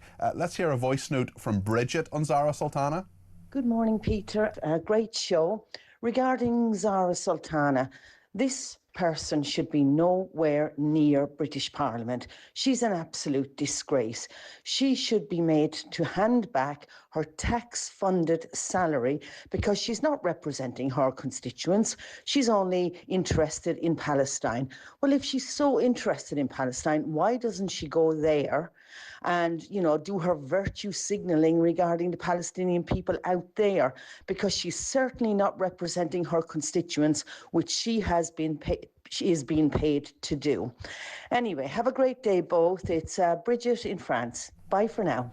Bridget, thank you very much indeed for your thoughts there. I think a lot of people will resonate with what you're saying there. Elisa in Chelmsford has been in touch too and says, good morning, Peter. Following the violence outside Bronzefield Prison, surely Sultana should be arrested for incitement. Well, we don't know whether she was inciting anybody. She could have just been standing there, and we don't know whether she was shouting, globalise the Intifada. We don't have evidence of that. But Elisa, I understand your anger on this. Regarding the police force's statement on globalise the Intifada, Elisa says, whilst it's welcomed, firstly, what took them so long? And secondly, in what way has the context changed? It's always been about the call of violence against Jews. And what about all the other chants, for example, calling for the death of Israeli citizens who have to serve in the IDF? Well, really interestingly, Avon and Somerset Police, they have still not arrested or charged Pascal Robinson Foster from Bob Villan about that. The 6-month limit ends at the end of this month. What are they going to do about that? I think they may well be running the clock down. They would deny that. As for the BBC, Elisa says it's institutionally anti-Semitic and they must be defunded. We have had enough. Great wake-up show, says Elisa. Well, thank you for that. And Chris in Newbury says, I am 100% for misogyny lessons for 11-year-old boys. I assume the curriculum will include critical anti-misogynist behaviour. All girls should be able to go to school and get an education. All women should be given the opportunity to learn to speak English if they live in England. And no boy should be brought up to believe that men should be able to groom and abuse young girls, even if they're white and poor. I also assume this will be taught in all schools across the UK, says Chris Newbury. Very, very good points there. We'll speak to James Cartledge about this in just a second. He is the Shadow Defence Secretary, and they actually have a policy. They have announced a 50 billion sovereign defence fund. This is the idea that reallocating public money currently spent on costly environmental projects could actually help our defence. We've seen in recent days a number of senior military figures, including the head of the RAF, talking about how there needs to be more money for defence. The threat from Russia, they say, is huge and needs to be dealt with far more than it has been as well. And the Conservatives say that as the world becomes increasingly more volatile and dangerous, it's clear that the UK must go further to protect our interests. But Labour has failed to provide the investment our armed forces need, including failing to provide any new investment in the last budget. Well, Labour would say have said that the Tories are actually gaslighting the British public on defence. Fantasy figures, a Conservative Party that cut defence by 12 billion in their first 5 years in power. I wonder what you think about this. Maybe you're part of a military family, maybe you're a veteran yourself, maybe you're someone who's serving right now, or the mother or brother or whatever of someone who is serving right now. What do you think about this? Is the government actually backing our armed forces? Are they doing what they should be doing in all of this? Or is net zero actually the priority for them? Because there's plenty about that. There's plenty of money moving in that direction. I'll ask as well, of course, we'll talk about Zara Sultana and this hunger strike of these idiots, the Palestine Action people. They're on remand. They haven't been convicted of anything just yet, and quite a few people getting in touch about that, including Paul, who's in Spain, who says, in my opinion, Sultana should be suspended from Parliament. She's condoning the actions of an illegal protesting party. She forgets they're in custody on remand.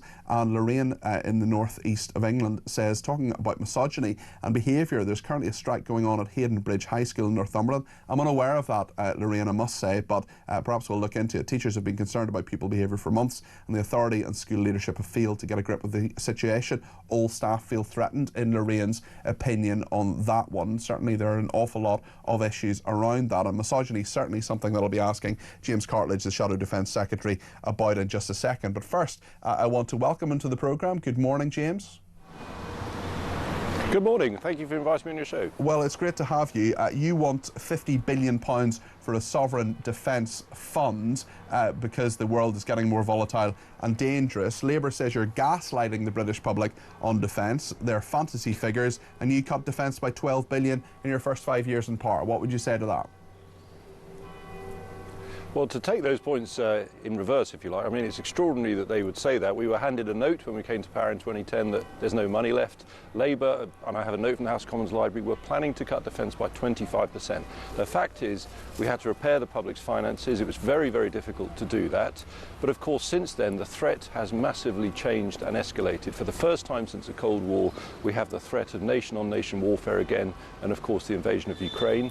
So I think there's a consensus that defence spending needs to now rise significantly.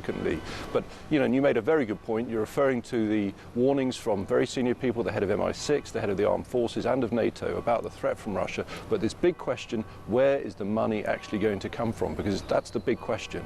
So what we're announcing today, £50 billion sovereign defence fund, that would take £6 billion of R&D from other departments to enable the armed forces to buy drones at a much bigger scale so that our armed forces can train in that critical uncrewed warfare we've seen in Ukraine and train across the board. But of course, if we're going to produce drones at that sort of scale and counter-drone technology, we will need a defence industrial base capable of doing it and not relying on Chinese components, not least if it's to survive in a more difficult military situation.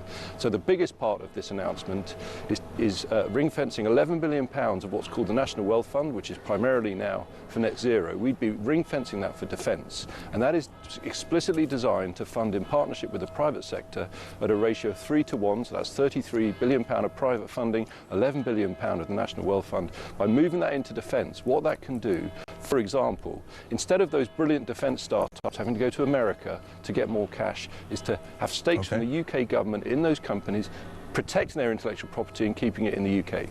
We've had a lot of discussion about Russia in the last few days, James. We've had a number of people, as you correctly point out, saying that it is a major, major threat to us, and the war in Ukraine is something that is ongoing, and we know that there may well be some sort of breakthrough there in the next few days. I just want to play a quick clip of what Donald Trump, the American president, has said about Islamism, about Islamic terrorism in the wake of the Bondi terror attack. He was speaking overnight. The love and prayers to our entire nation, to the people of Australia, and especially all those affected by the horrific and anti-Semitic terrorist attack, and that's exactly what it is, anti-Semitic, that took place on a Hanukkah celebration in Sydney. What a terrible, terrible thing. We don't learn. We're joined in mourning all of those who were killed, and we're praying for the swift recovery of the wounded. Some are very horrifically wounded, as you probably know. All nations must stand together against the evil forces of radical Islamic terrorism, and we're doing that. I'm afraid we've lost James Cartledge there. I did want to ask him about what Donald Trump had said there, but that's the Shadow Defence Secretary. We got one answer out of him. I'm not quite sure why he left us, but certainly I would have liked to have asked him about Islamism. I would have liked to have asked him about how the Russian threat feeds into all of that, and about misogyny in schools as well. I'm not quite sure what happened there, but thank you to him anyway for his contribution for a short time. Anyway, Matthew Bryza is with us, the former Obama White House official in the Obama administration. Matthew, thanks for joining us this morning. I wonder what you make of what Donald Trump was saying there specifically about Islamism and about the threat from them, and whether the threat from Russia in your mind, or China or other places, is bigger, or is something that the United States and we in the UK need to think about in greater depth and deal with in a different way. Well, I worked in George W. Bush's White House for 4 years, by the way, and I was involved with our ideological strategy to try to counter political Islam as a force to change societies following September 11th. And what I saw after years of research is that the most intense struggle, ideological struggle in the world today, or one of them, is inside of Islam, between those who want immediate restructuring of society along the lines of religious law, along the lines of Sharia, and are willing to use violence to get there faster, and those who look at, let's say, jihad as a personal inner battle, as self-improvement, rather than an external battle using violence. And I don't think President Trump has thought things through quite that deeply, but he's getting at that. However, the language he uses is inflammatory. So he's got maybe an instinct in a way that I think makes sense in terms of highlighting an ideological problem, but the way he did it was inflammatory. In terms of what threat is bigger, it's very difficult to say. I mean, in terms of Europe's security today, you could argue that Russia in 5 years, as defense secretary in the UK, as well as defense ministers in Denmark and the Netherlands have said, Russia is preparing for a war. Doesn't mean it has the intention to launch the war, but is preparing to be able to do it within 5 years. However, this ideological struggle is within all of our societies now. But if you look at the number of people who are killed by political Islam, I mean, it's a fraction, of course, of what Russia has done in Ukraine. I want to ask you about what Trump was saying last night. Let's play another clip about he claiming success here on reverse migration. We know, of course, that migration has been a big issue that many see Donald Trump as being very successful in. Others saying that his approach is too brutal. This is his view on his approach. For the first time in 50 years, we are now seeing reverse migration as migrants go back home, leaving more housing and more jobs for Americans. In the year before my election, all net creation of jobs was going to foreign migrants. Since I took office, 100% of all net job creation has gone to American-born citizens, 100%. I just want to say before I ask Matthew Bryza about that clip that James Cartledge, who was with us a few minutes ago, he didn't sort of storm off or anything. He was told by police to leave because of a security issue around Parliament. Those things happen all the time. We hope he's absolutely fine. But we just want to be absolutely clear that he was very happily doing the interview and he was asked by police, and our cameraman actually was asked to leave as well. So I'm happy to clarify that point. I'm sure we'll speak to James Cartledge again very soon. Back to Matthew Bryza, the former Obama White House official we're talking to now. Matthew, what do you make of what President Trump said there specifically about migration? Well, it's true that the illegal migration into the U.S. via the southern border has been cut off dramatically compared with the Biden administration, when asylum seekers were able to come into the United States, claim they seek asylum, not that they were economic refugees, but that they faced a fear of persecution in their home countries, and their cases would take years sometimes to be adjudicated. When they crossed the border, they were free to do whatever, well, to roam the United States and to take up jobs. And that's no longer happening. I think that's true. Economists, though, will say that fact of lower migration, much lower migration, meaning fewer people taking the lowest paying jobs in the U.S., is fueling inflation, because labor costs then wages are bid up and you have fewer people in the economy to do the lower paying jobs. But that's an argument playing out among economists, and it takes a while for these sorts of economic impacts to show up. What is true, though, is that what is clear is that President Trump's approval rating has gone down quite a bit on immigration. It's gone down among Republicans as well because the tactics are seen as being so brutal. So this backfired for him then, do you think, these brutal tactics, or tactics that some would see as brutal, some would see them actually as a very reasonable way of dealing with these things? But of course, even in the Republican Party, as you're saying, they haven't been so popular. Yeah, so that the implementation has cost him some support, but I don't think it's backfired. Still, he still has a lot of support on immigration. But what I'm referring to specifically is there are masked U.S. law enforcement people, so you can't see their face, they don't have a name tag, and they're just showing up in parking lots in some cases where migrant workers often gather for construction jobs, or going into neighborhoods and apartment buildings and arresting people, often even American citizens. And then the American citizens, when they prove they're American citizens, they're released. So those sorts of tactics are costing him some support. But I wouldn't go so far to say that's backfired. He still enjoys strong support on immigration. Something else Donald Trump talked about was a warrior dividend, a military bonus. Let's see what he said about this. Along with the just passed One Big Beautiful Bill, tonight I am also proud to announce that more than 1,450,000, think of this, 1,450,000 military service members will receive a special, we call warrior dividend before Christmas, a warrior dividend in honor of our nation's founding in 1776. We are sending every soldier $1,776. Think of that. And the checks are already on the way. That is not a coincidence in terms of the amount of money, Matthew, is it? Sorry, yes, talking to friends in the UK, it's not. 1776 was the year of Declaration of Independence. We're still annoyed. We're still annoyed. We welcome you back with open arms, Matthew. You'd be very welcome. Thank you. I'm always happy to be in your fantastic country. What do you make of the idea, Matthew? It's a gimmick. It wasn't discussed at all. I had heard nothing about it. As of late last night, what was being talked about was that President Trump was going to announce a $1,000 payment to all children in the United States to invest in the stock market and in electronically traded funds. That's gone. And as he said during his speech, the 1776 proposal, he finalized, he said, like 30 minutes before going on the air. So it doesn't seem like there's been a lot of economic analysis that went into that. And he has been quite concerned in recent weeks about his support decreasing on his economic policy. He had promised immediate decreases in prices and a reduction in inflation when he came into office, and that hasn't happened. Also, the Republicans lost a couple of by-elections in the last month, which kind of shocked them. So I look at this sort of an economic, again, gimmick as a way to try to rally his base. Everybody loves American soldiers in the United States. Rally his base. He was playing to his own base. He was blaming economic trouble in the United States still on the Biden administration, and his base loves to hear that. He's not going to win over independents, though, with these sorts of gimmicks, and he needs independents for the midterm elections. Matthew, just before you go, for people who are watching on the screen, they will have seen a furry friend behind you. Who is that? That's our dog, Alice, Border Collie. She's amazing. She figured out how to open the door with her paws.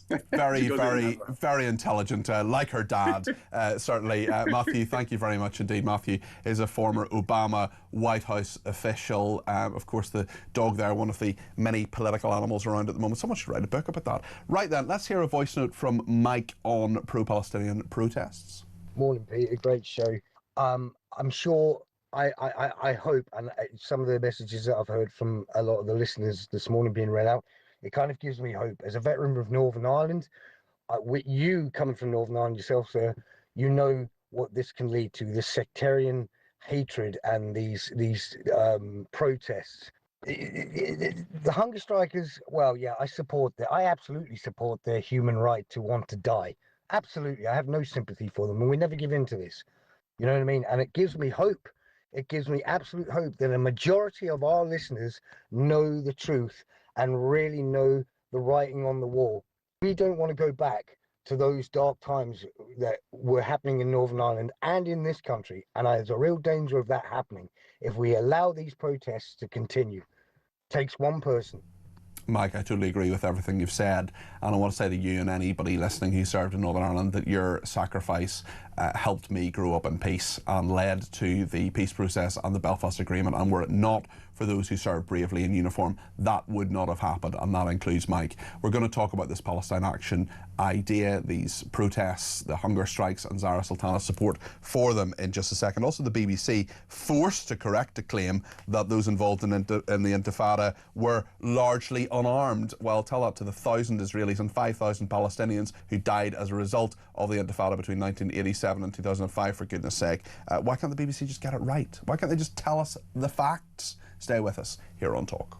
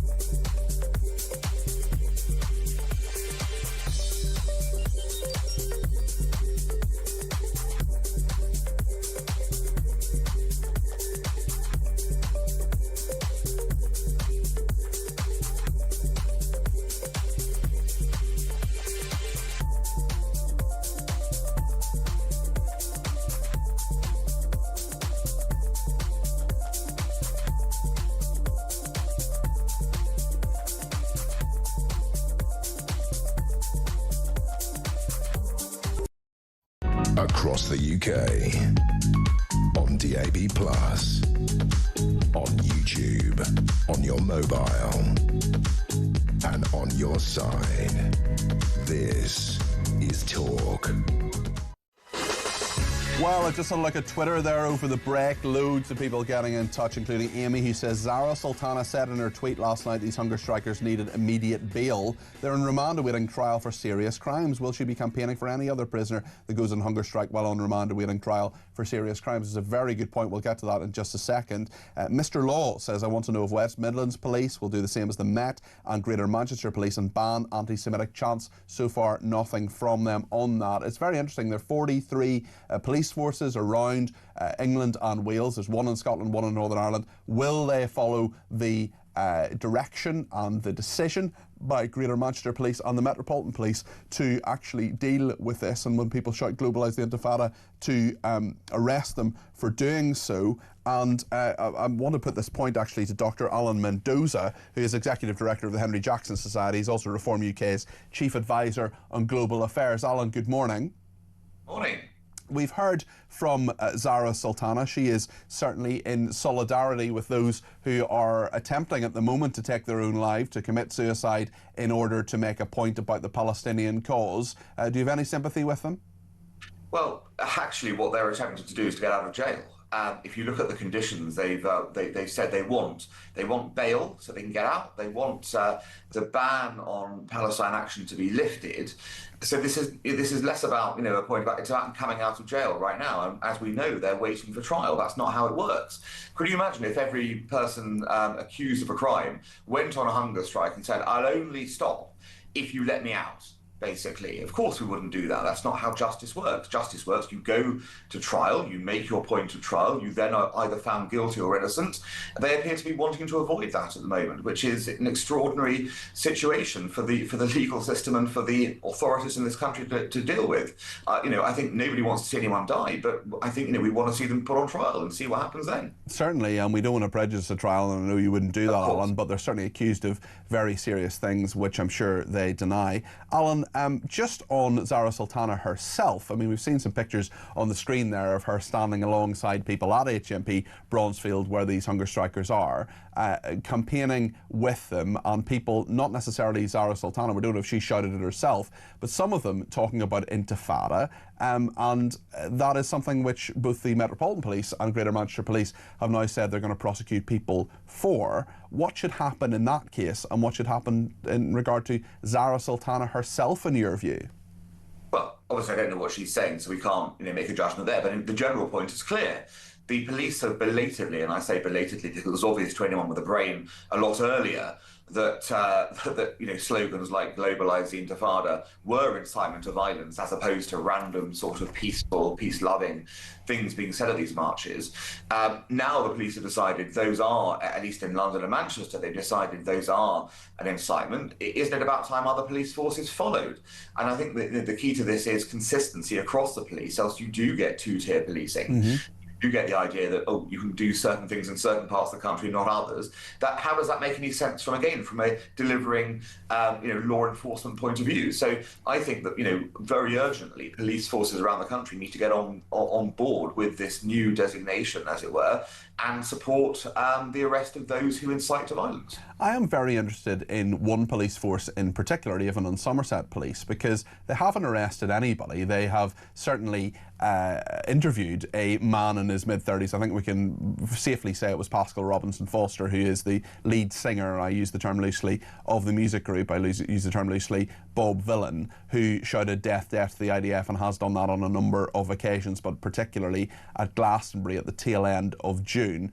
I think they're running the clock down on this. Even in Somerset Police would deny that. But are they now going to say, well, globalise the Intifada is something we're going to arrest people for and we're going to charge them with a crime for doing so, but you can say death, death to the IDF and call for the death of thousands of members of a conscripted army? It's a very interesting point, and I think I'm actually going to, after the show, talk to Avon and Somerset Police and see what they think about that. I'll follow that up tomorrow. I'm on the mid-morning show tomorrow between 10 and 1. In the meantime, Alan, I just want to look at Jeremy Corbyn, and he raised the plight, as he would see it, of the hunger strikers at Prime Minister's questions yesterday. Yesterday, the Minister of State for Justice declined a meeting with the representatives of a number of hunger strikers in prison at the present time. These are all remand prisoners. They're not convicted of anything. Since then, a further prisoner, Kazam, has been taken to hospital, as have others. Many people are very concerned about the regular breaches of prison conditions and prison rules in respect to these hunger strikers. Will he make arrangements for the Ministry of Justice to meet representatives of the hunger strikers to discuss these breaches of the conditions that they're experiencing at the present time? No. Prime Minister. Well, he will appreciate there are rules and procedures in place in relation to hunger strikes, and we're following those rules and procedures. So far, so Jeremy Corbyn, Alan? Well, look, again, he's made an allegation. He's saying that the government's breaching its duty. The Prime Minister has said it's not. So clearly, the government has to follow regulations when it comes to these people. And I hope the government is, of course, following those regulations when it comes to these people. But it is curious that, again, Mr. Corbyn's sort of main issue here is he says they're on remand waiting. They're not criminals. He's correct about that right now. But the key thing, isn't it, is to get them to trial so that we can ascertain whether they're guilty or innocent. So it's extraordinary that, once again, he's backing people trying to seemingly, kind of get out of jail before that happens. Just a quick word, Alan, on the report on the BBC website that explained the origin of the word intifada, but made no mention of the fact that over 1,000 Israelis and about 5,000 Palestinians died in repeated clashes and terrorist attacks between 1987 and 2005. After complaints from Jewish readers, the BBC changed the report, saying the word intifada was regarded by some as a call for violence against Jewish people. I mean, what planet are they on here? It's regarded by everyone as a call of violence. I mean, because that's what it means. They like about it. They can claim all they want, but everyone knows. Intifada is a word that is established. It's an armed uprising, an insurrection, as it were. There is no doubt about that. Some people say, for example, the word jihad. Some people will say, actually, that refers including to the Metropolitan Police, who said it had a range of meanings. So, and actually, jihad does have a range of meanings, but we know... We know what they meant when they said it. They're not intending that, it's not about the jihad of the mind, it's about something else. However, there's no doubt about Intifada. Nobody's ever said it was a peaceful thing. Nobody ever said it was a spiritual struggle. This is absolute nonsense and an outright lie. Alan, as always, thank you. That's Dr. Alan Mendoza there, Executive Director of the Henry Jackson Society. He's also Reform UK's Chief Advisor on Global Affairs. I want to speak to Miranda in Cumbria, who's given me a ring on 0344 499 1000. Miranda, you're very welcome to the programme this morning. What would you like to say? Well, I was just wanting to say that I was disgusted by Zara Sultana, because essentially they've managed to get an ambulance which could have been used for somebody. I mean, you can wait up to 7 or 8 hours now for an ambulance if you have a broken leg. And they've also probably taken 2 prison guards out of prison because the prisoner will obviously have to have a police escort. Then they're going to go to a hospital and they're going to find out where this patient is within the hospital. And it'll probably cause problems with hospital security as well. And of course, the people there, the nurses who work there, the doctors and so on, will be distracted by this. This will be something that, in a tough time, we've got the junior doctor strike going on at the moment. Am I right in saying you're a former nurse yourself? I am, and I do think that, I mean, obviously the patient wasn't critically ill because there wasn't a blue light as the ambulance came out. And I find it disgusting when there's probably somebody who's waiting at home, probably maybe even critically ill, and they can't get an ambulance. And this is someone who has chosen to do this to themselves. This person on remand. This is someone who has made a conscious decision to refuse food, to go on hunger strike. Who has obviously been taken in this ambulance. We've seen that. Zara Sultana thinks that's more important than people who genuinely need the ambulance because of no fault of their own. No, and yesterday when she was talking to the prison guard and she said, "Oh, do you know who I am?" Blah blah blah. She said basically the patient prisoner had a 12-lead. Well, she didn't even say 12-lead ECG. She said an ECG, and that was fine. But she needs immediate emergency assistance. Or, well, Zara Sultana's not a doctor or a nurse. She's not a medical professional. It was a complete contradiction, and it just causes so many problems. And why should the prison guards have had to leave? So what happens if something happens within the prison? Did they manage to get somebody to come in and cover the shift? We used to have prisoners who came to the hospital and nobody was ever told when those prisoners came. I worked in a day case unit at one stage. The prisoners came in, but relatives of the prisoners were never told. They never were leaving. They never had any publicity. So because this is so high profile, it's going to cause so many problems, as you correctly say. Miranda, thanks for that, and thanks for that insight. I love it when there are people who just have opinions, but I also love it when people can bring their own experience to this, as Miranda did as a former nurse herself. Loads more to talk about in all of this. Get in touch and let me know what you think about it. 0344 499 1000. We're going to talk about these anti-misogyny courses as well in just a second. That is something that a load of people want to talk about. Do get in touch about that too, and stay with us here on Talk.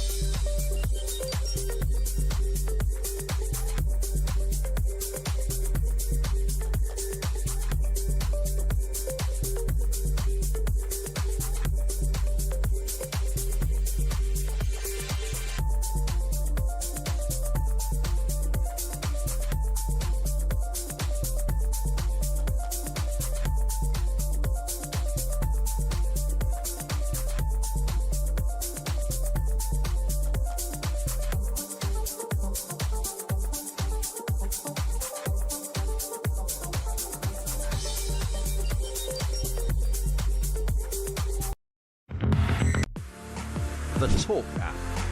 You can watch, catch up and listen to all your favourite shows and podcasts anytime, anywhere, all on the Talk app. Watching and listening to Talk just got easier. there's now only one place for the home of common sense. So head over to your App Store or Google Play and search Talk now.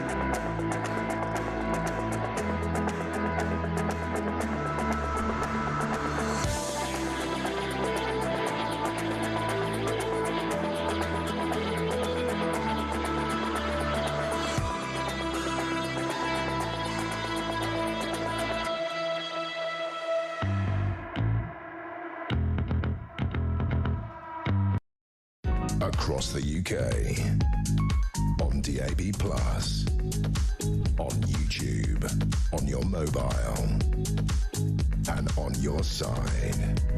This is Talk. Well, just a bit of breaking news here on Talk, and that's that there's currently a security issue in Westminster. Our camera crew were asked to move away from College Green, where we were doing an interview a bit earlier on there with James Cartledge. What we can see there, if you're looking at the screen, is very deserted College Green, just outside Westminster, just outside the Houses of Parliament there. Traffic has been stopped. We're told there is a suspicious package in the area and everyone's been told to move from that area, but our camera is still connected there. We still have a line there. No members of our staff are there, but this is the current scene that you can see there. Not very much happening by the look of things, but we're told there's a suspicious package in the area. We'll of course bring the latest to you on that right throughout the morning. I want to talk a bit about misogyny in just a second, of course, but I have a voice note first. This is Sean talking about the pro-Palestinian action, these people who are on hunger strike. And Sean has some thoughts on this. Morning, Peter. Sean from Grimsby here. These people who are choosing to starve themselves in jail, I've got zero sympathy for them. None whatsoever. If they die, it's their own fault for being idiots. And these people aren't starving themselves in solidarity with Palestinians. They couldn't give two hoots about Palestine, mate. If they really wanted to help Palestine, then they can go over there and they can help rebuild, but they won't. This is just about beefing on Jews, mate. That's all it is. Plain and simple. Great show, Peter. Love having you on in the morning.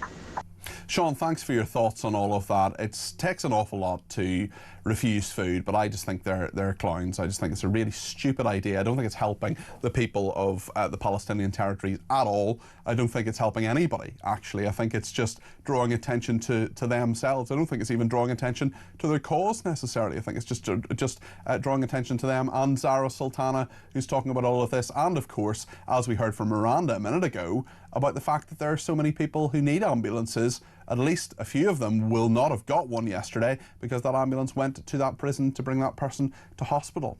Big story today as well on misogyny. There are so many people who are hate women, quite frankly. It's a massive, massive problem. Violence against women and girls, huge problem in our society. And we know that there's a new strategy by the government which had to be dragged kicking and screaming into a new inquiry about those rape gangs. Also, young boys, 11 years old, could well be given lessons in how to treat women. Is that something that you support? 0344 499 1000. Kevin in North Yorkshire has some thoughts on this. You're very welcome to the programme, Kevin. What would you like to say?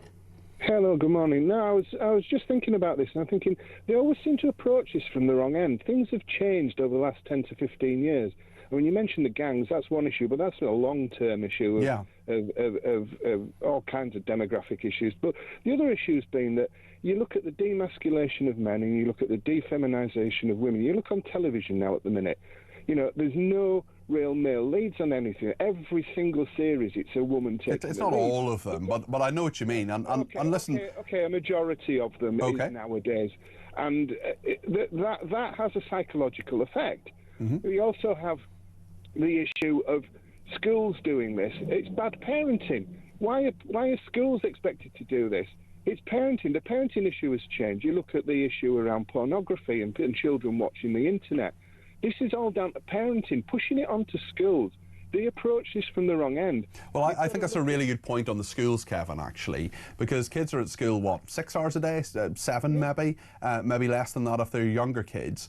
Actually, are all these things teaching kids how to be potty trained, for example, teaching kids how to use a knife and fork, teaching kids to say please and thank you, teaching kids how to for example, come to school properly and behave themselves, to have breakfast, for example. I mean, and also to not treat women badly. I mean, to me, that's not what a school should be doing necessarily. And I think you make a really good point that given the failures in parenting, the government seems to be putting that towards schools so much these days. Yeah, but that's true. But the issue is further back than that. As I say, you look at the whole ethos now of the image of men and women and the roles that they take in society. You look at the issue around women. When women are aggressive, they don't generally don't use physical violence. They use reputational destruction. That is the classical way that women use violence. But those issues aren't addressed.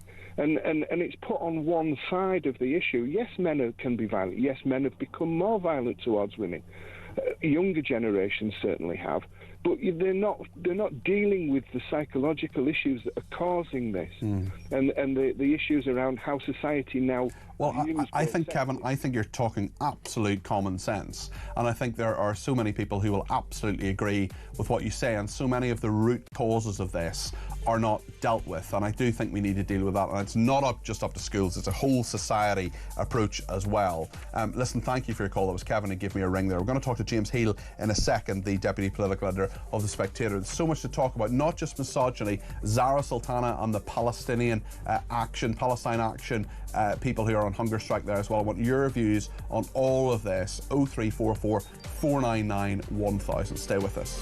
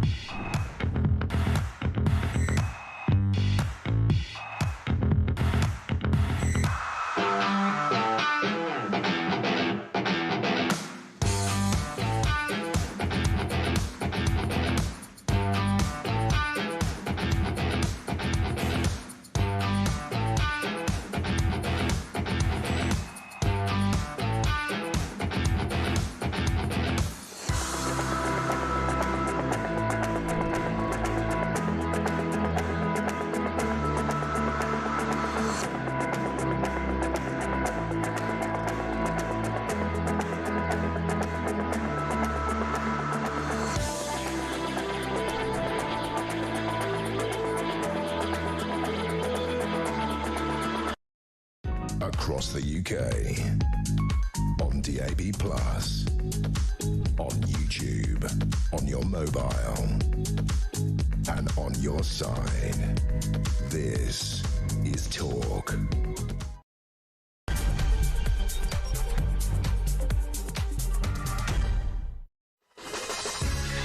Well, a very good morning. I'm Peter Cardwell in for Jeremy Kyle, and there is some breaking news from Westminster in that there's a security alert there. We'll bring you the latest in just a second. We think there's been a small explosion from a bomb disposal unit that has happened there. Our camera crew were asked to move away from College Green. Traffic's been stopped, and we've been told that the bomb disposal army unit has gone in there, and there's been a small explosion, perhaps a controlled explosion of that. That's the scene right now if you're watching on your screen in Westminster. It looks pretty quiet there in College Green just outside, and actually earlier on James Cartledge, who is the Shadow Defence Secretary, I was chatting to him about 40 minutes ago, and we only got one answer out of him because he was moved away, not his choice, he was moved away from there by police officers. So we'll bring you the absolute latest on all of that. Big political stories as well today. Misogyny, a big issue. The government says that 11-year-old boys need to have lessons about it. Zara Sultana, the Your Party MP as well, saying that Palestine Action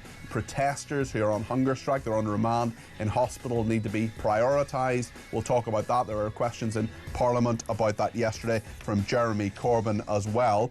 We'll talk about net migration to rise by 100,000 as asylum claims are surging, and police to arrest protesters who chant "globalise the intifada." What do you think about all of this? 0344 499 1000 is the number to call. Take as many calls as I can between now and 10 o'clock. You can text me 87222 with the word talk in your text. You can tweet me at talkTV. Follow me at Peter Cardwell. You can send me a voice note, less than a minute please, on 0344 499 1000. That number as well for WhatsApp text messages and for phone calls too. 0344 499 1000. So much to talk about between now and 10 o'clock here on Talk.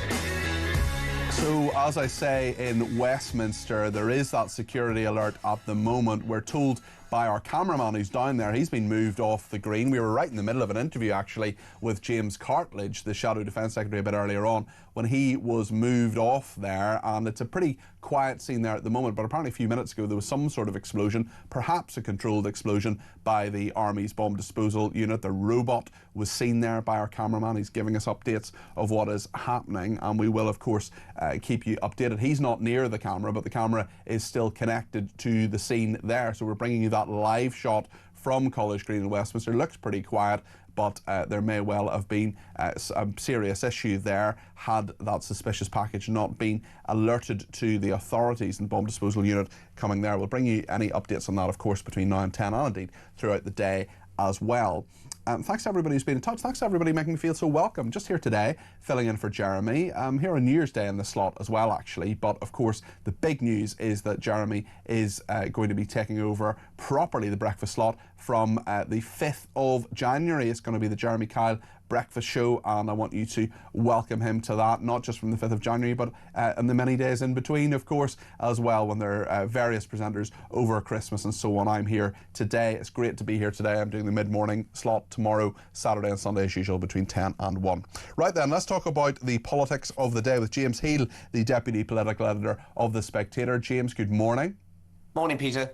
The big thing that our viewers and listeners want to talk about is Zara Sultana, and she has been protesting for the protesters who are on hunger strike at HMP Bronzefield. We had a question in Prime Minister's Questions yesterday. We'll come to that in a second, from Jeremy Corbyn as well. How big a political issue is this? Or is this, as Richard in Leicester has texted me to say, stop giving Sultana airtime, you're making her cause flourish? Is the publicity what they want? Yeah, it absolutely is. And Zara Sultana has shown herself one of the key actors in the so-called attention economy. She's someone who's made her career out of stunts like this. Nothing's too much of a stunt for Zara Sultana, effectively. And look, she is someone who will go along with any protest, someone who will back any cause that she thinks is seen as part of this kind of progressive new left front. and that's why she has been the most outspoken in her support for these protesters and going along with the hunger strikers who are actually having much more wide-ranging demands than the last prominent hunger strikers, which was Bobby Sands and the IRA in 1981. Yes, indeed. The 10 men who were on hunger strike there, that is, of course, the most famous one in UK political history. Let's actually see this protest, because there were people chanting about intifada. There's no suggestion that Zara Sultana was herself, but in the context of the Metropolitan Police and the Greater Manchester Police saying that they want to prosecute, or they will prosecute people now talking about the intifada, globalising the intifada. Zara, let's just have a quick look at this clip of Zara Sultana outside HMP Bronzefield in Surrey. Intifada, intisar. من غزات العقارة.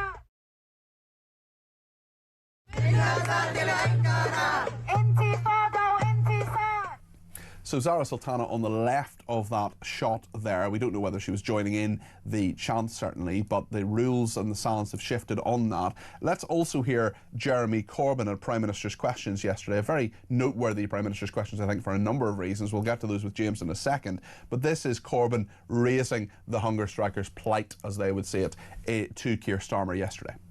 Yesterday, the Minister of State for Justice declined a meeting with the representatives of a number of hunger strikers in prison at the present time. These are all remand prisoners. They're not convicted of anything. Since then, a further prisoner, Kazam, has been taken to hospital, as have others. Many people are very concerned about the regular breaches of prison conditions and prison rules in respect to these hunger strikers. Will he make arrangements for the Ministry of Justice to meet representatives of the hunger strikers to discuss these breaches of the conditions that they're experiencing at the present time? No.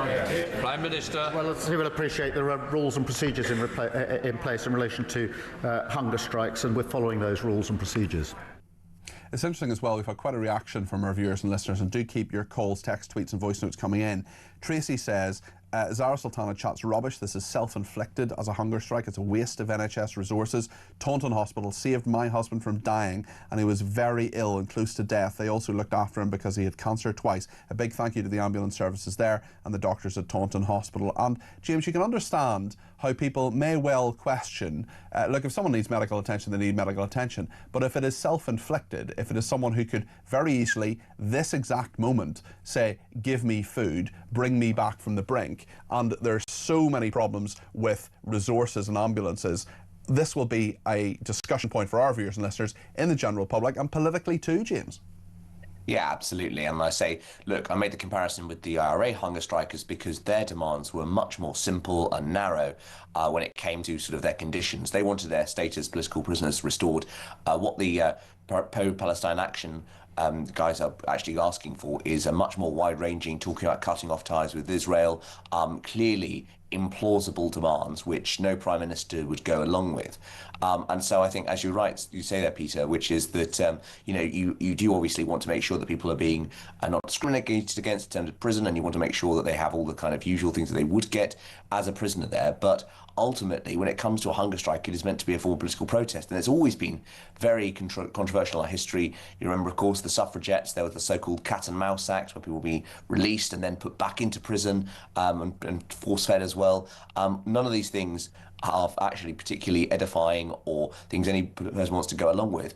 And the reason being is because, of course, hunger strike is a very effective political weapon and it's one of last resource. And I think everyone should be very, very careful about sort of anything which encourages or champions it, given how harmful it'll be to the human body. Let's talk about misogyny and the fact that the government is saying that 11-year-old boys should get lessons in schools about this if they're seen to be misogynist. Tell us, or at risk of that, or being into that kind of behaviour. Tell us a little bit about what the government wants to do as part of a wider strategy. Yeah, absolutely. So, I mean, earlier this year I spoke to Bridget Phillipson about this, and she confirmed that amid all the sort of controversy about curriculum changes, they want to go ahead with this, which is really about, I think, the fear in the Labour Party that young men are being influenced by the so-called manosphere online, people like Andrew Tate, etc., who are spreading, as the Labour government would see it, their pernicious ideas to these children, and that men are being particularly susceptible. It's really been striking, Peter, how often appearances in the House of Commons, Keir Starmer has mentioned the drama Adolescence, which is about sort of the grooming of men online. And I think that that's something that they want to sort of go about by looking at the curriculum and overhauling that. So they're going to have lessons around masculinity and misogyny up to the age of 11. Clearly, that's going to be very controversial. And given how much we've spent over the years discussing questions around sex education, political philosophy, etc., I suspect this is going to run into real difficulties, and many teachers will not be prepared for some of the conversations that this will spark. Yeah, it's very interesting with Adolescence, which is, of course, a fictional drama, a very good fictional drama, in my opinion, but nonetheless fiction, that he seems to be very, very influenced by that, but no answer when asked repeated times whether he watched a very, very good documentary on Channel 4 about rape gangs, which, of course, is factual. Let's talk a bit more about Prime Minister's questions. Kemi Badenoch had him on the ropes on broken promises. Let's have a look at this.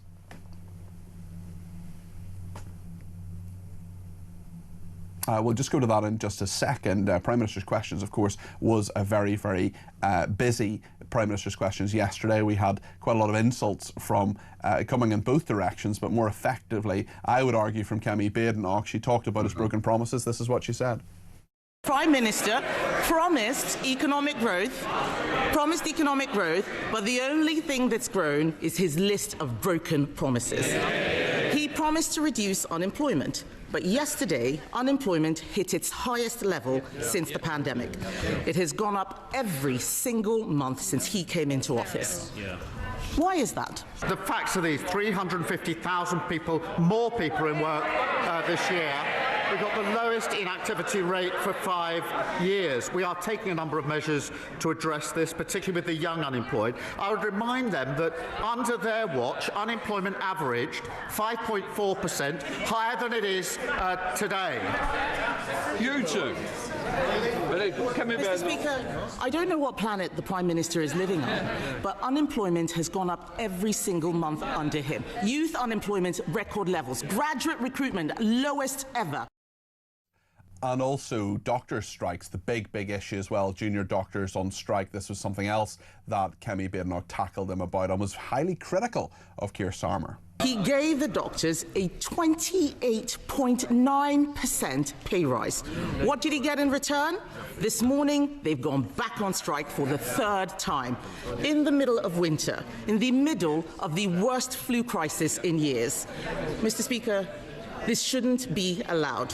We already ban strikes by the police and the army. Why doesn't he put patients first, show some backbone, and ban doctors' strikes?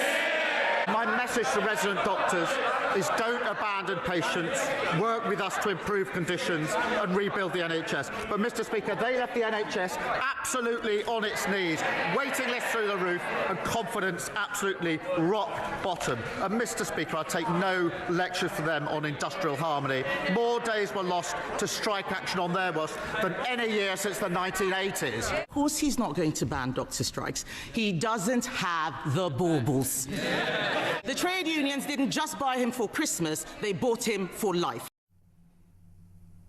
Many good insults there. I think Keir Starmer tried to hit back and couldn't. James, what did you think of it?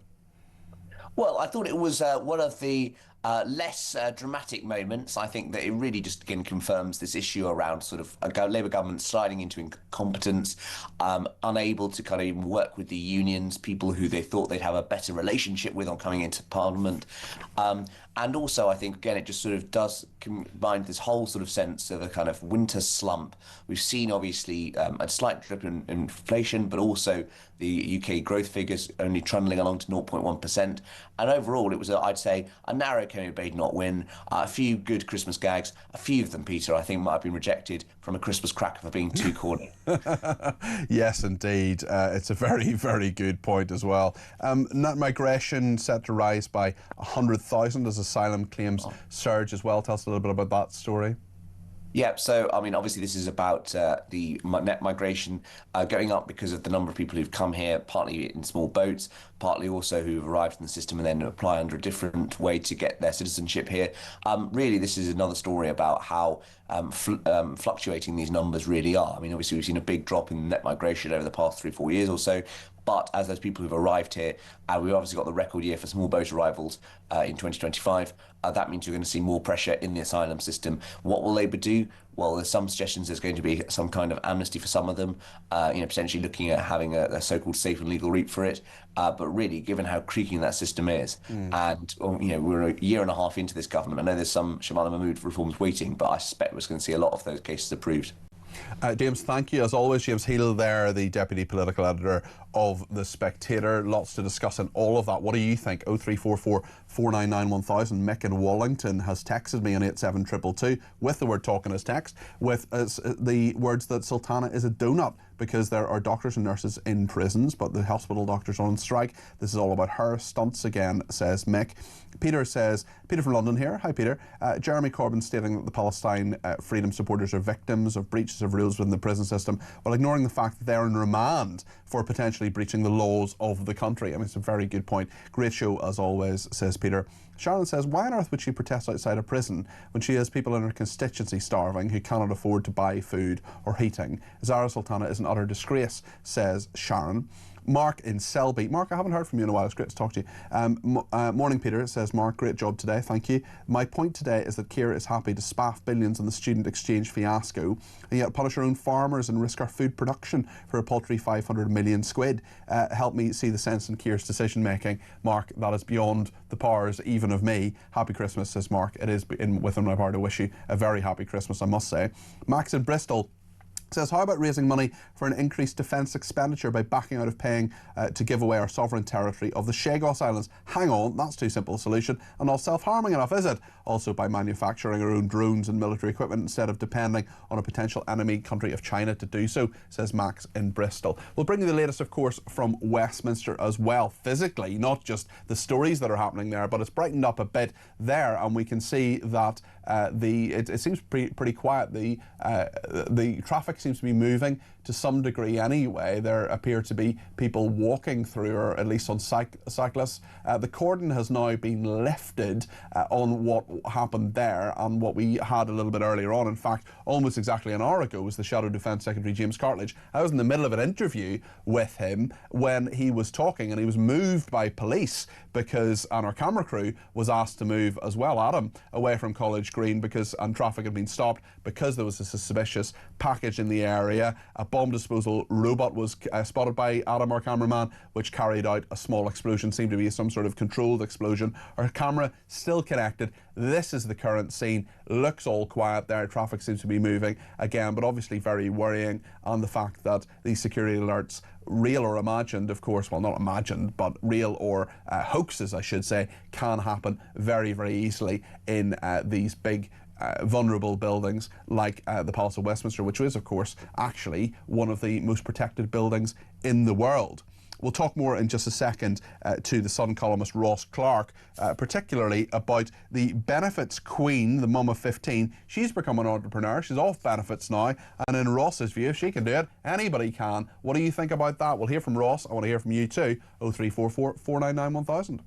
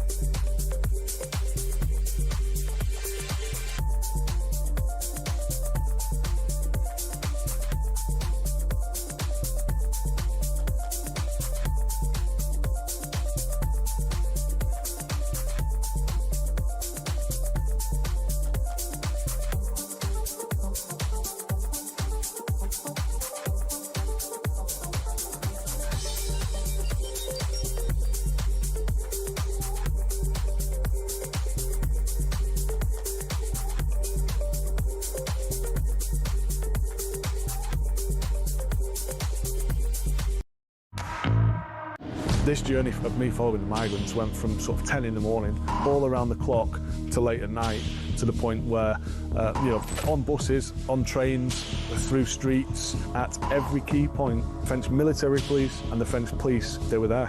They were on the bus, taking down notes, taking pictures, but not doing anything to deter the migrants or stop them, just being there.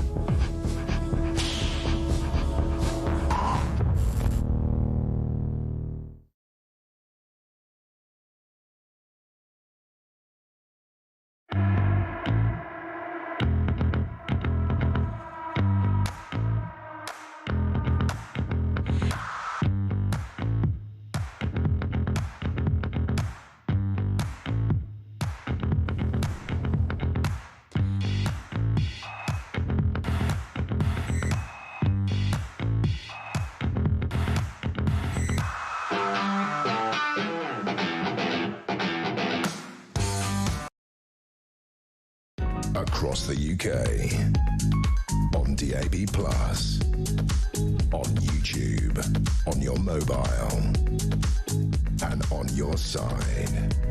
This is Talk. Just want to bring you the live scenes from Westminster, where an army bomb disposal van is just across the road from College Green. You can see, if you're looking on the screen there, the highly sophisticated technology, the robot that was involved in examining and then causing a small explosion, blowing up a suspect device. You can see police officers there, a police van there, so the army don't seem to be involved. It seems to be a police van anyway with bomb disposal. There are quite a number of police officers there. They cordoned off the road there for some time. This is about an hour ago that I was right in the middle of an interview with the Shadow Defence Secretary James Cartledge, and he was actually ushered away from that scene, as was our cameraman Adam. And just at this exact moment, that robot is packing up and getting into that police van there, going up the ramp into the police van right there, and having done its job, having kept the people in Westminster safe there. And there was a suspect package there earlier on. In it goes into the van there, having done its job. It looks a bit like Short Circuit or Johnny Five. Do you remember Johnny Five as well? Gosh, I'm showing my age here. So there's, it's done its job. It's back in the van there, and the people in Westminster are safe. And so is our cameraman, and so is James Cartledge, thank goodness.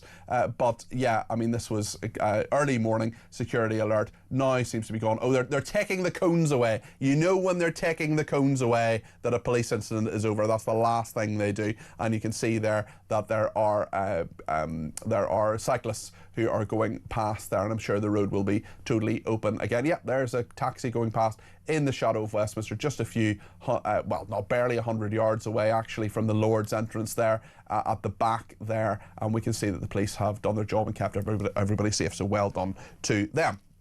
Right then, let's talk to Ross Clark, who's a columnist for The Sun. Ross, very, very interesting aspect of what you're talking about today on page 10 of the paper. If Cheryl can go from feckless benefit claimant to entrepreneur, then so can many others who swell the welfare bill. You say this is the benefits queen who has turned her life around, 15 kids, was getting something like 60 grand a year, and now is in a position where she's a successful entrepreneur. Tell us your thoughts on this and what lessons, Ross, you think there can be to others who are on benefits. Yeah, well, this is a woman called Cheryl Drew, who's now so very successful, owns a couple of beauty salons in North Wales. But 10 years ago, she was featured in a Channel 5 documentary called Britain's Most Shameless Mum, which rather says it all. At the time, she had 12 kids, living off about £60,000 worth of state benefits, was filmed going on holiday to Spain and buying one of her kids a little quad bike and so on. And, you know, what happened sort of 10 years ago, then the Conservatives, of course, stopped the child benefit. They put the child benefit cap to 2 children. And, you know, while the sort of large sections of the Liberal left were sort of outraged about it, Cheryl seems to have reacted in a very, very different way and said, well, look, you know, ask herself, well, why don't I use some of the guile that I've been using in claiming benefits and actually start a business, put it to some positive use, which is what she did. And what are you saying? Well, you know, the problem we have with the benefit system, I mean, we call them lazy and feckless sometimes, and that rather misses the point because, you know, in reality, they are people who choosing a life on benefits. They are reacting to, you know, the sort of choice before them, and in many not everybody's making a choice though. There are people on benefits who fully deserve those benefits because they're disabled or because they can't work, but you're talking about people who really actually could work but choose not to. Yeah, of course there are people who genuinely need to be on benefits, people who are genuinely long-term sick, and some people who just genuinely cannot find a job. And you know, I'm not sort of trying to remove benefits from them, but I'm just saying that there are a large number of people. You just look at the number of benefit claimants, how it's going up and up and up, and we now have 6.5 million people on out-of-work benefits, which is more than we had in the early 1980s when all the heavy industries were closing and, you know, unemployment became a huge political issue. We got more people on out-of-work benefits now than we had then, and no, they're not all genuine. You think, well, the ONS asks people about their health. It seems, you know, our health is getting better. We're telling the Office of National Statistics that we're feeling healthier, and yet we've got more and more people on these sickness benefits. No, of course they're not all genuine. Is this about an attitude to work? Is it about the government trying to solve everybody's problems? I just wonder if we can get to the core of this issue, Ross, because your piece is really good today. And I do wonder, you know, we look at this other story today, I'm sure you've seen it, about misogyny lessons for 11-year-olds. And I just wonder, I mean, I'm not against them per se, but what I am thinking in so many things we hear about, you know, kids who come to school who aren't toilet trained, kids who are being given breakfasts at schools, which, I mean, I don't want any kid to go hungry, but it used to be that was the responsibility of the parent. And lessons about misogyny, you know, are we just sort of outsourcing quite a lot of parenting here? And actually, when it comes to benefits, are we simply saying, well, the government are going to solve my problems? I'm not a person who's going to, if I can, go out and work and do everything I can to get a job. And there's some people who can't, and I totally get that, and it's incredibly frustrating for people who try to get a job and cannot. But someone like Cheryl has turned her life around, and many others can too. Yeah, if you take responsibility away from people, then they, you know, you nullify their, you know, their efforts to look after themselves, to help themselves. And if you're feeding them large quantities of benefits so much that it's actually more profitable for them to remain on benefits than is for them to go out a job, if you go out and get a job, if you put that sort of negative incentive in them, they will stay on benefits because they're making actually a logical decision. You know, if you think, well, I'll go out to work and I'm actually going to be worse off, then you know, you're going to remain on benefits, aren't you, unless you you know, have great aspirations to get beyond the sort of level of a basic job. And, you know, it's a general rule that when the state tries to step in and organise our lives, pay for everything, take, you know, responsibility, you know, try to sort of bring up children under what should have been parental responsibilities like potty training and so on. You know, you're stopping people helping themselves, and that's the real problem. We saw it in COVID, didn't we, when, you know, the state was sort of trying to micromanage our lives, and people started behaving in weird ways. Well, you're absolutely right, and you know, you've written about that, and one thing I know you've written about a lot as well, including in your book Not Zero, is about net zero, is about the amount of money we're putting into that. The Conservatives this morning saying that they want to put 50 billion quid if they were in government into defence. Now, Labour say that they took 12 billion out of it in the first 5 years in office, and that's the criticism they put. But as a general principle, presumably, Ross, you'd be very happy to take the money earmarked for net zero and put it into defence. But yeah, we certainly need more to be spent on defence because, you know, for the past sort of 3.5 decades, we've been living on what we call the peace dividend, or what we used to call the peace dividend, the idea that war was now unthinkable and therefore we could spend a lot of the defence spending on social programs instead. Well, Ukraine has woken us up from that, and we are going to have to increase military spending, defence spending, and but what matters is not just increasing the spending, but how we spend it. And you look at some of the sort of defence spending at the moment. Some of it is very misconceived. We've been buying sort of personnel carriers which didn't actually sort of work. The army and the air force have a sort of net zero program, and the air force is sort of trying to sort of decarbonize its operations by 2040. Well, you think, well, is that really a priority? I mean, do you think that surely defense of the realm? Yeah, is Vladimir Putin going to have the decency to call off his tanks for a while to allow us to recharge our electric tanks? Electric tanks. It's a terrifying thought, actually. Ross, thank you for your analysis of all of that. Ross Clark, there, columnist of The Sun, and Ross has a big piece on page 10 of The Sun today, well worth reading. This is the headline of his thought, that if Cheryl can go from feckless benefit claimant to entrepreneur, then so can many others who swell the welfare bill. That is today in The Sun. Lots of misogyny as well, lots of people getting in touch, including Ian, who says, hi Peter, great show. Thank you, Ian. You never teach children how not to be something. By teaching boys how not to be something, you educate them on how to be that exact thing. I think this will turn boys into exactly what they don't want them to be. Cliff in Berkshire says, I wonder if the bomb disposal robot went up to the device and said, 5, 4, 3, 2, 1, hooray, it works. Just like Starmer's Christmas lights switch on, says Cliff. Thankfully, it appears to have been a controlled explosion anyway, and they've done well in Westminster to quell that apparent threat there. We'll talk about Palestine action in a second, about Zara Sultana, and indeed globalising the Intifada, because that is something that is now the Manchester and Metropolitan Police will prosecute that. And on Zara Sultana, actually, Jay has some thoughts on this. Morning, guys. Fantastic show. I just want to say Zara Sultana, with her friends or whoever they were, standing outside jails, kicking off like that, trying to determine that she's the law and she can tell them what to do, the government. Keir Starmer, I don't normally agree with anything he says, but for once, he really needs to fly into this and stamp this out, because you're going to get copycats all across the country, and it's not good. And then the prison staff don't feel safe to come out, and then you've got, police needing to patrol outside jails, and it's just a big mess. And I'd like to say as well, your guest on last night, Mohammed Tweedy, get him back on so the day viewers can listen to him. What a guy, saying it as it is, a Muslim guy saying it as it is, and Imam at that as well.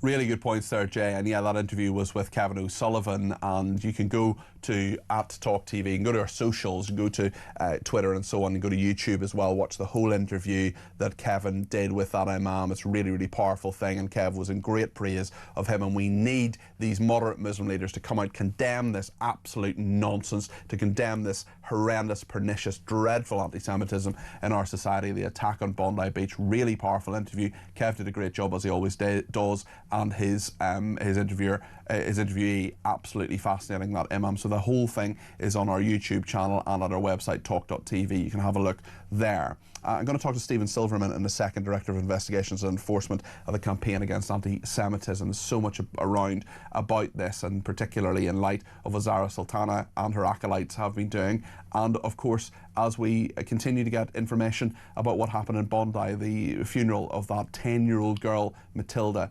happening today. Stay with us here on Talk.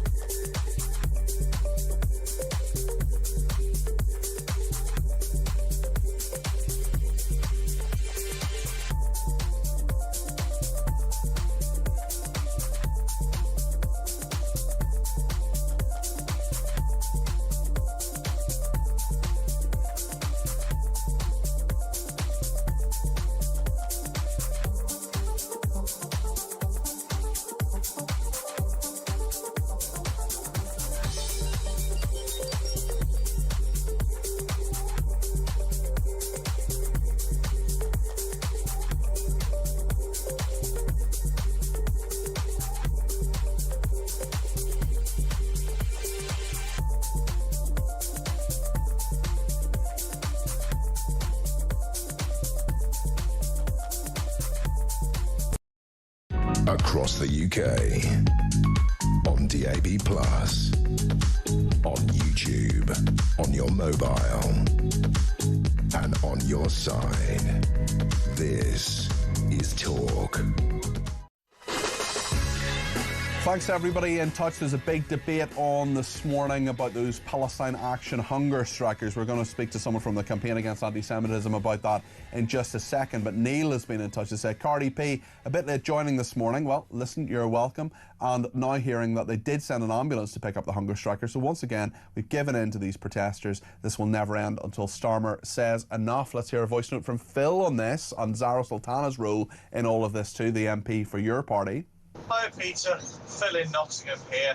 Surely what Zara Sultana's doing with demanding these people get bail is interfering with a judicial decision. So surely MPs are independent from justice.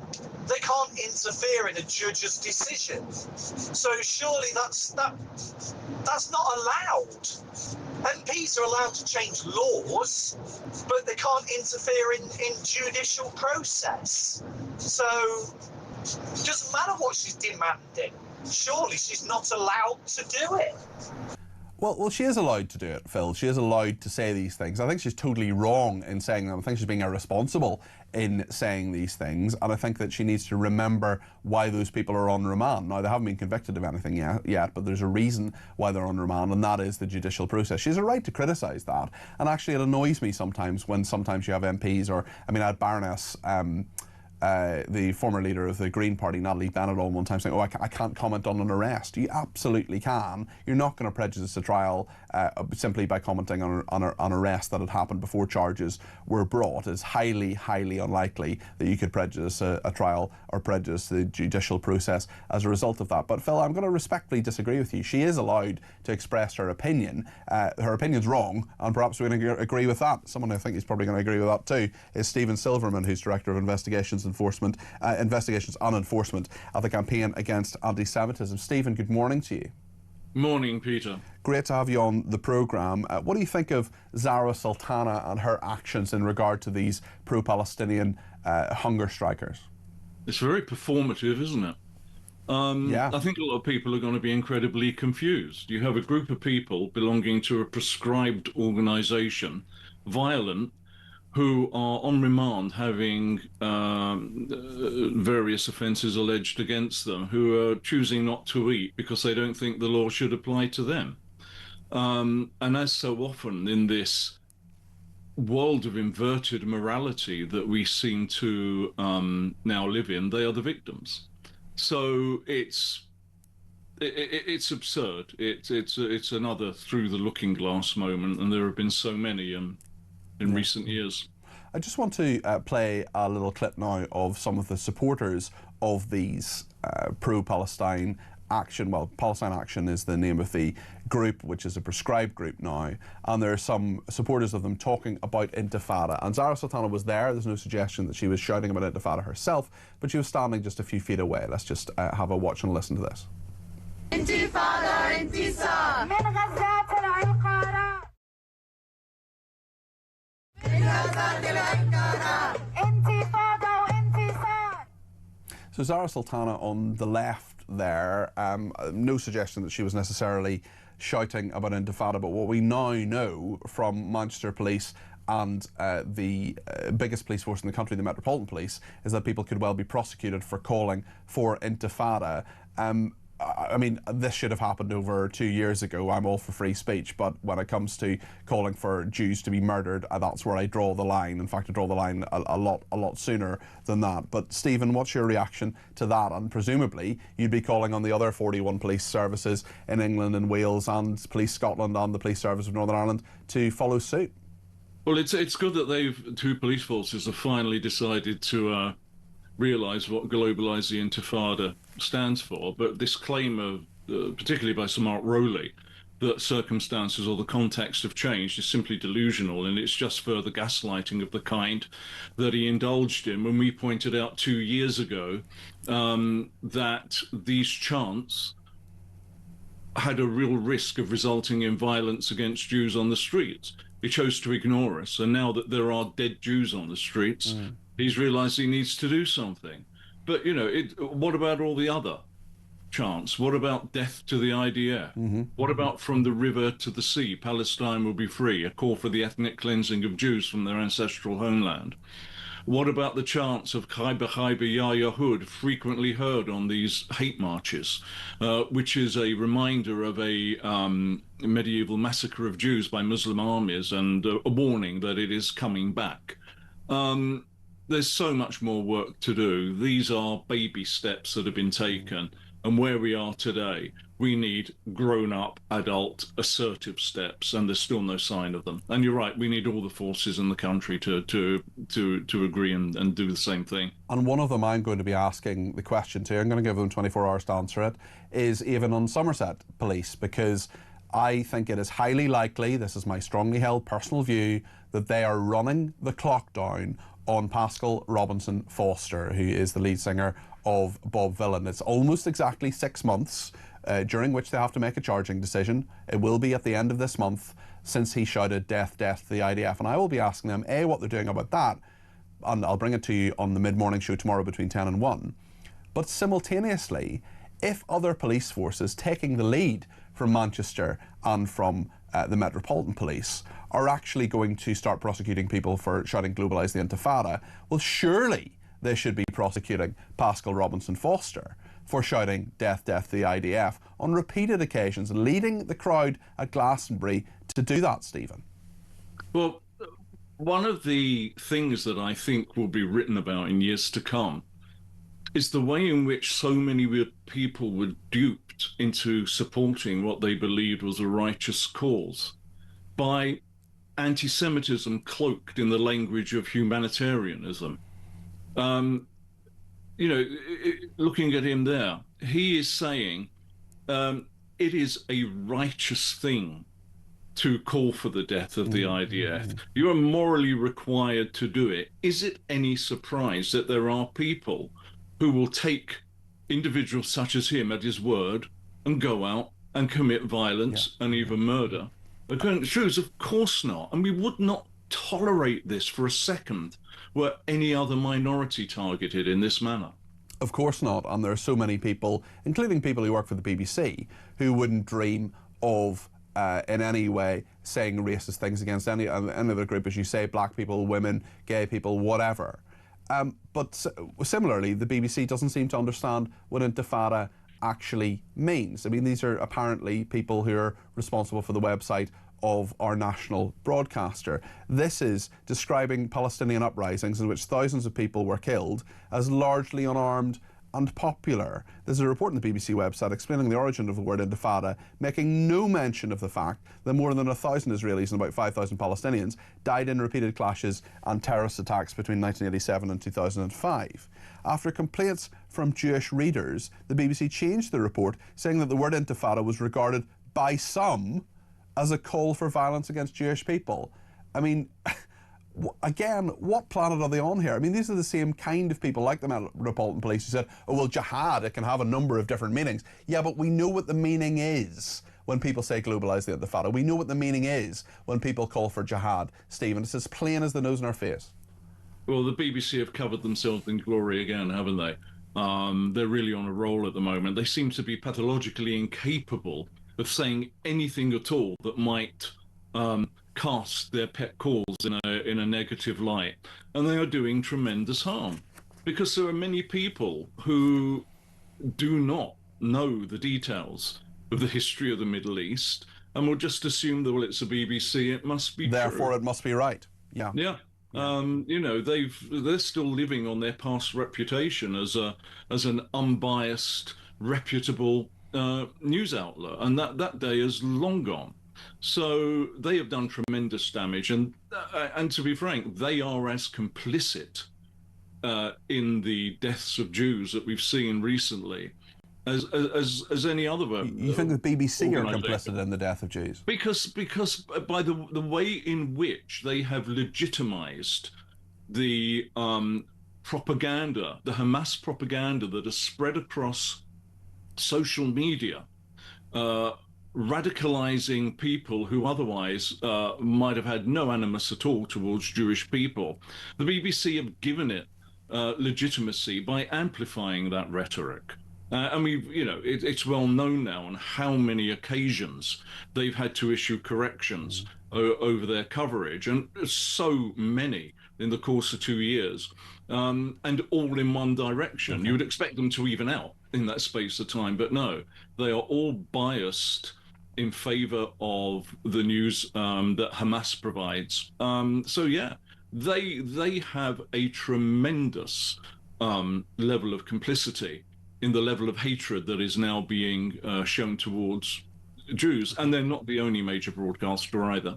Thank you, Stephen. That's a very strong allegation, and I'm sure one the BBC would deny, but it's a strongly held view of yours, of course. I want to wish you and your family a very happy Hanukkah as well, Stephen, and thank you for joining me on Talk this morning. Dave's in London and has given me a ring on 0344 499 1000 about anti-Semitism. Dave, tell me your thoughts on this. You're very welcome to the programme. Hi, Peter. So good to have you on at this time of the morning. Thank you. I know it's early for you to get up, but this slot suits you down to the ground, mate. I just wanted to say that the people I want to see hammered are the useful idiots, and they are, generally speaking, white, middle class, often older people, as well as other useful idiots at university that seem to be spurring this on in some kind of solidarity for an ideology that is going to bite them in 20, 30 years' time, should it continue in this way. Or even before then. Dave, I totally agree with you, and I see people who are members of groups, not just white middle class people, but I see people who are, trans people, for example. I see people who are gay. I see people from groups that Hamas hates. Hamas hates them. They hate their way of life. They want to destroy them. I see, women protesting who have jobs and have, dress how they want to, and there's no reason why any of that shouldn't happen. And Hamas would hate them too. Would tell them to sit down, shut up, go home, and do what they're told. Yeah, and we even have examples of students at university thinking it's a great idea to come up with wonderful lyrics to sing out in the street. Well, exactly. One of them has now been charged with that. But Oxford University, for example, supposedly an elite institution, is somewhere where there are many people talking about Intifada who are making these chants. It's shameful, Dave. Well, and also, imagine this was America. Trump would say, Oxford University, your funding has just stopped.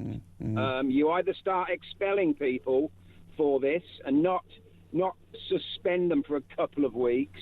No, expulsions. People like this now should lose their career. These are people I do want to see cancelled out and gone. I don't care about free speech in this situation. This is incitement to violence. If they are get away with those lyrics. Yeah, Dave, if they are inciting violence, I'm sure they would deny that. Certainly they should face the full force of the law. Dave, I really appreciate your call this morning and your kind words as well. That was Dave in London there. You want to join Dave on the air? You want to join me on the air? Pick up the phone, 0344 499 1000. We'll get the sport next and many more of your comments on all the big news stories of the day. Stay with us.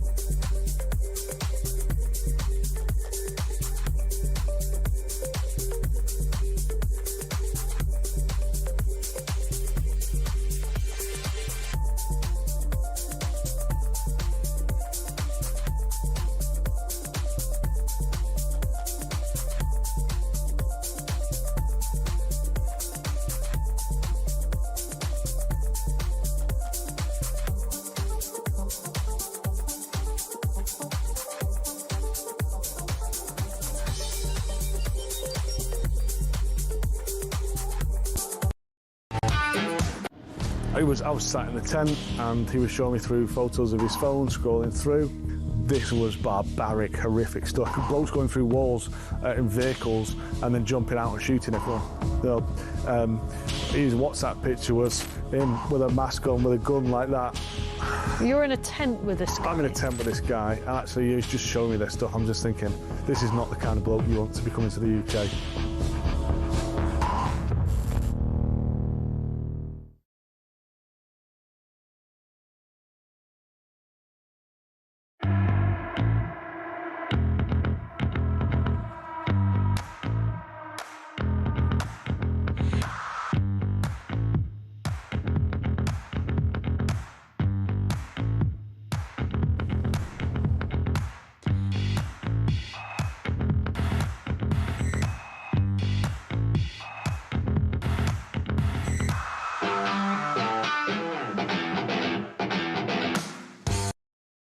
Across the UK, on DAB+, on YouTube, on your mobile, and on your side. This is Talk.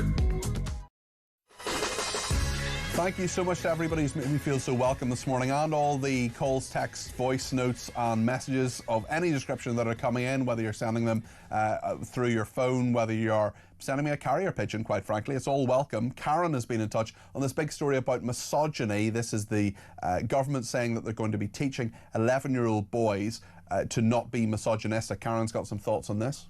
Hi, Peter. It's Karen here from Peterborough. I find it deeply ironic that the government think that a few lessons in misogyny are going to fix things in the country. I don't think a few lessons in misogyny are going to fix the sexual assaults from people that they just imported 5 minutes ago.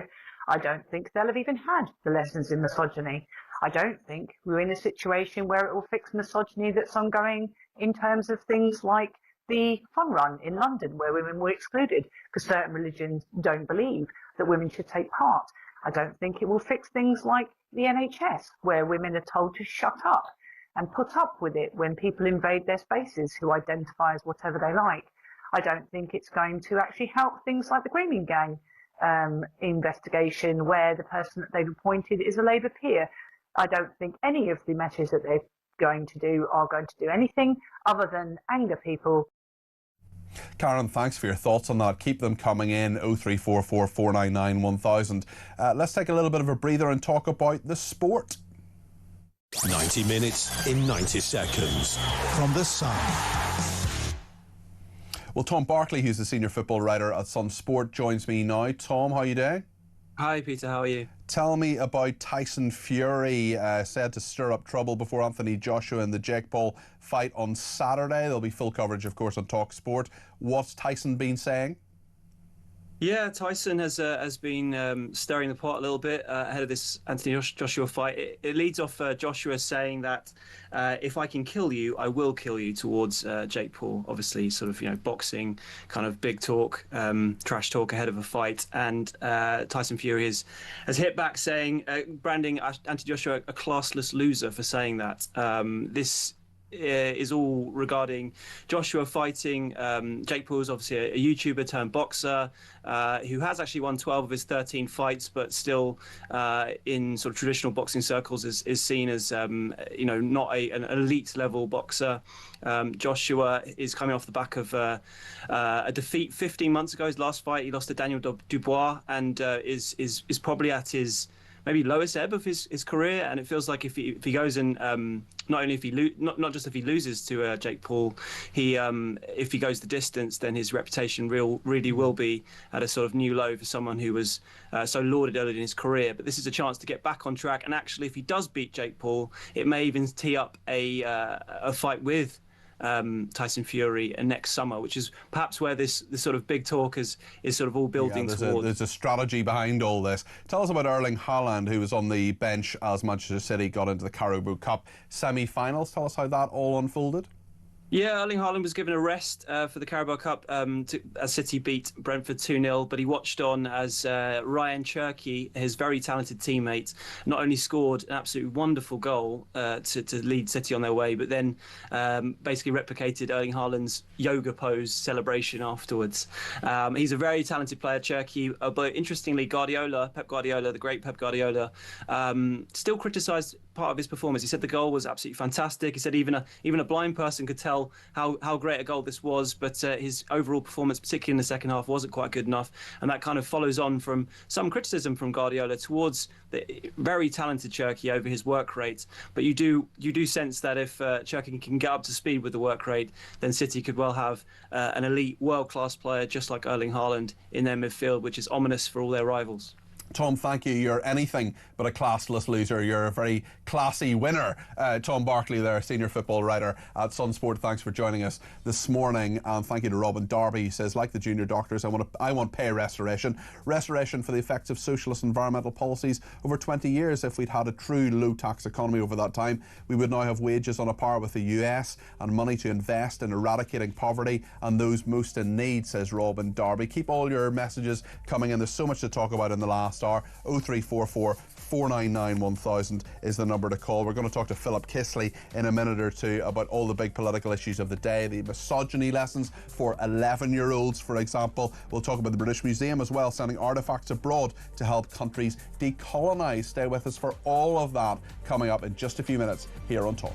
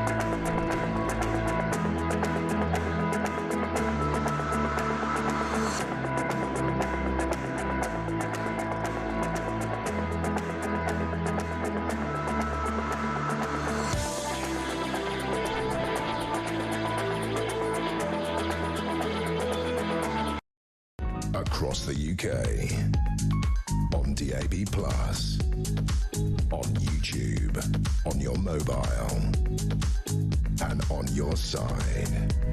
This is Talk.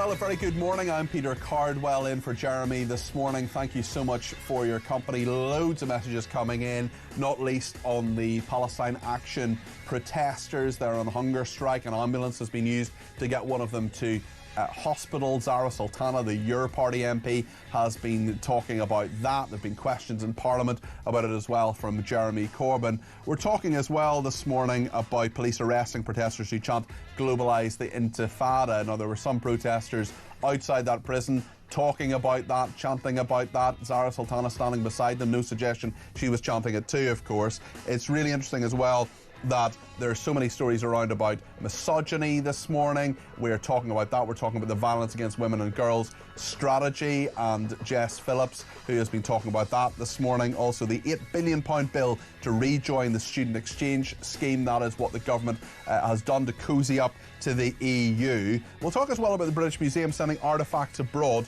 to help countries decolonise, apparently, and also the fact that the first black British person actually wasn't. They're actually white, so that's a slight issue for all of that. All your voice notes are coming in as well. We'll play those too. Your calls, 0344 499 1000 is the number to call. You can text me 87222 with the word talk in your text. You can tweet me at talkTV. Follow me at Peter Cardwell. You can send me a voice note, as I say, less than a minute, please, if you would. 0344 499 1000. You can ring me on that number or send me a WhatsApp text message on that number too. So much to discuss between now and Julie Hartley-Brewer at 10 o'clock. Stay with us here on Talk.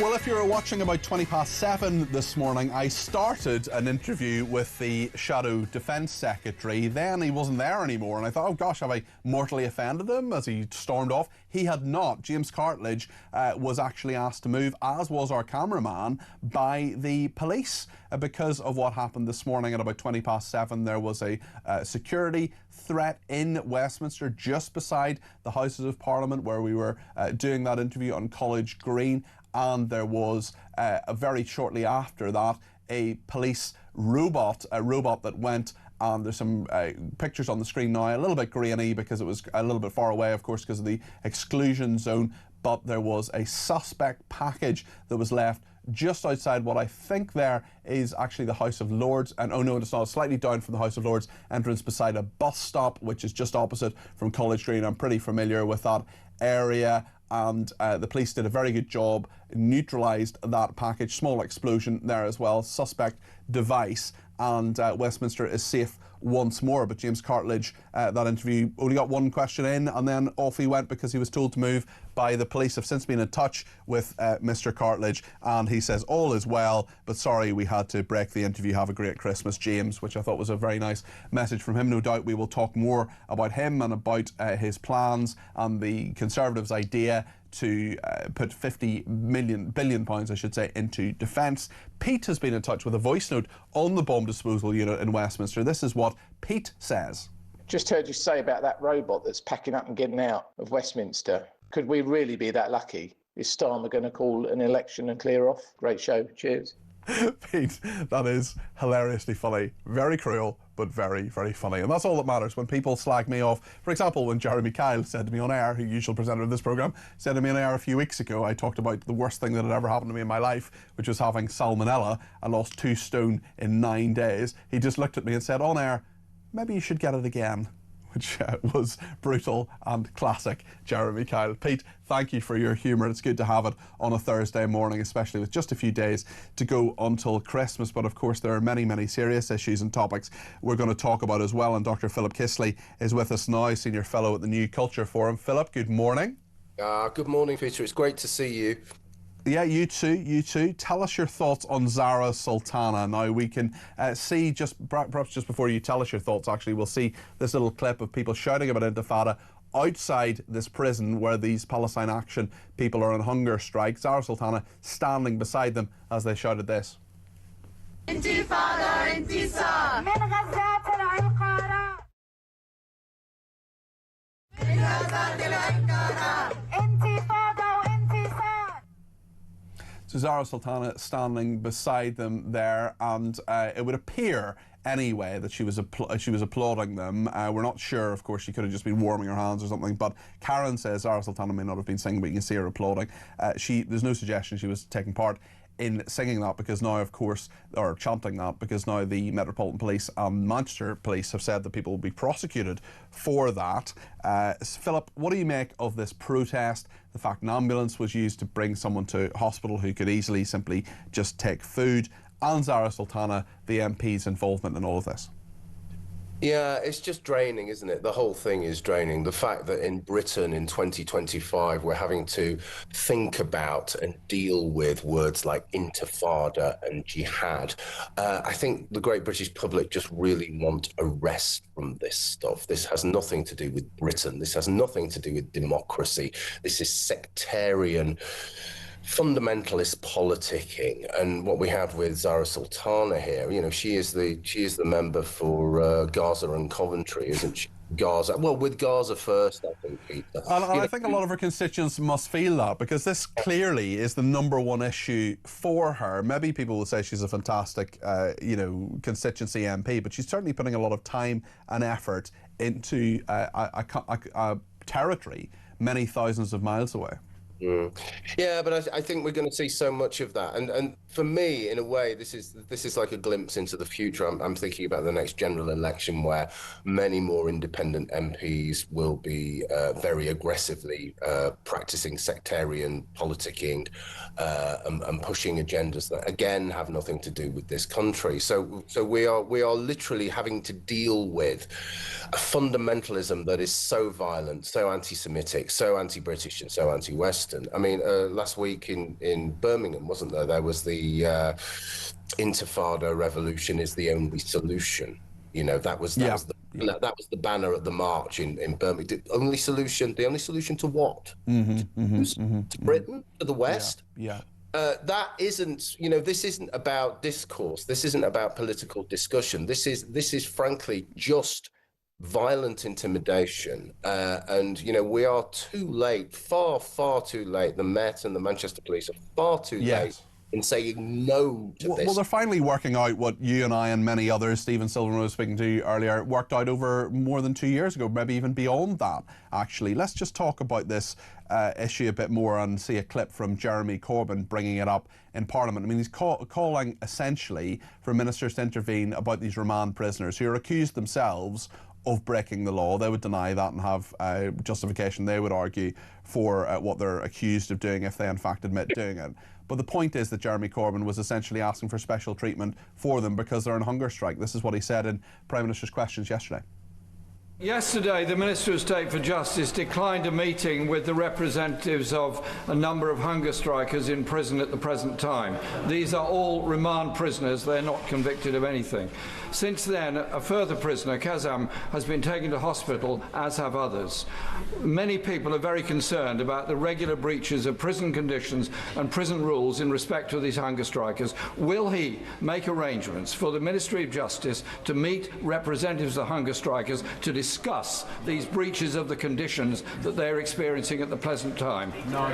Prime Minister. Well, he will appreciate there are rules and procedures in place in relation to hunger strikes, and we're following those rules and procedures. Keir Starmer speaking yesterday. Philip, no great surprise. Corbyn's going to Corbyn. He's going to Corbyn, and we all know what his priorities are. This is just a complete waste of time, money, and energy. And in any other situation, he would be banging on about the glorious NHS and how we mustn't waste money and how we must throw more resources into it. And yet here we are. These people could just eat. They could eat. They could eat now. Yeah. I'm not quite sure the conditions of their hunger strike. I don't know. They can certainly stop their hunger strike. Whether I'm not quite sure, Peter, whether they're just on hunger strike or they're hunger striking every other day. In other words, I'm not quite sure how performative the whole thing is. Of course, they do seem to have been refusing food for some time, but you can instantly, until you lose consciousness, you can instantly make a decision to change it. And medical help from, for example, prison doctors and prison nurses could very easily put an intravenous drip in you, for example. Philip, Exactly. Sorry, just to make the point. Go ahead. But I'm looking at Corbyn there, and we're just seeing. You know, I'm going straight back to the 1980s and the 70s and the H block hunger strikes there. Yeah. Well, he hasn't changed his opinion since then on anything. Philip, I wonder what you think about this. You're someone who is an academic, and Britain's £8 billion bill to rejoin the Erasmus scheme, the student exchange scheme. I mean, it's a good idea in principle, I suppose, but if it's going to cost us a huge amount of money that we apparently don't have, according to Rachel Reeves, well then, should it go ahead? What do you think? Well, the scheme was scrapped, really, primarily. I know there was lots of politicking and Brexit around it, of course, but it wasn't really used that much. Students didn't use it. When students want to study abroad, they tend to go to places like America, Australia, Canada. In other words, English speak where they will be taught in English, you know, and places that are further away.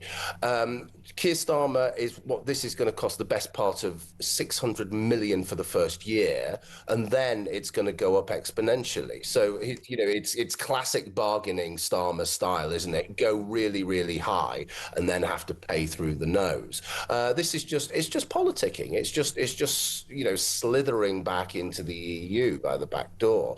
And again, it's something that I think the British people are just fed up of this kind of stuff. We thought we'd moved on from this. There's the Turing scheme, which they could invest in more and make it work better. I believe there are problems with it, but I think that will be much better for students. And as I say, I don't think students are really bothered about the Erasmus scheme. So it's a complete waste of time. It's not really about students. It's just about the EU. It's just about politics. And again, I come back to the same point. We're fed up of it.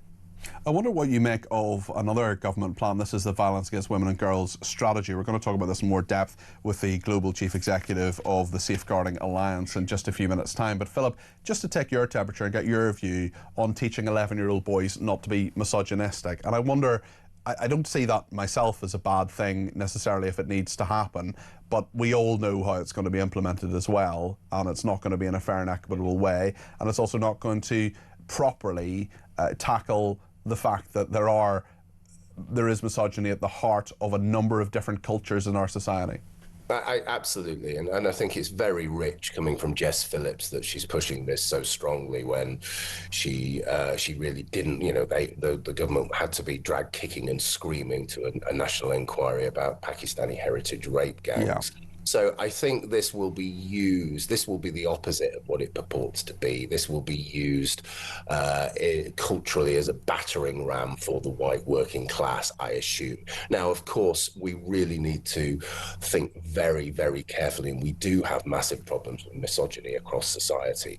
But I suspect that this, like all the other stuff, will be completely ideological. It will swerve all of the key issues. I don't think, for example, it will deal with, as you've just said, cultural aspects of misogyny. I don't think it will deal with honour. I don't think it will deal with shame, those kinds of things that young boys in particular are imbued with at home. No, I think it will be dealing with online stuff, I assume. So that will be good. So in principle, Peter, it's very good, but in practice, you just know it's not going to do. We just have a breaking line here. I wonder if we get your reaction to it, Philip. The farming sector apparently bewildered and frightened of what may lie ahead, with farmers saying changes to inheritance tax are the biggest issue regarding viability they face. This is a government review, presumably from DEFRA, from the Department of Environment, Food and Rural Affairs, which is saying the farming sector is bewildered and frightened of what might lie ahead.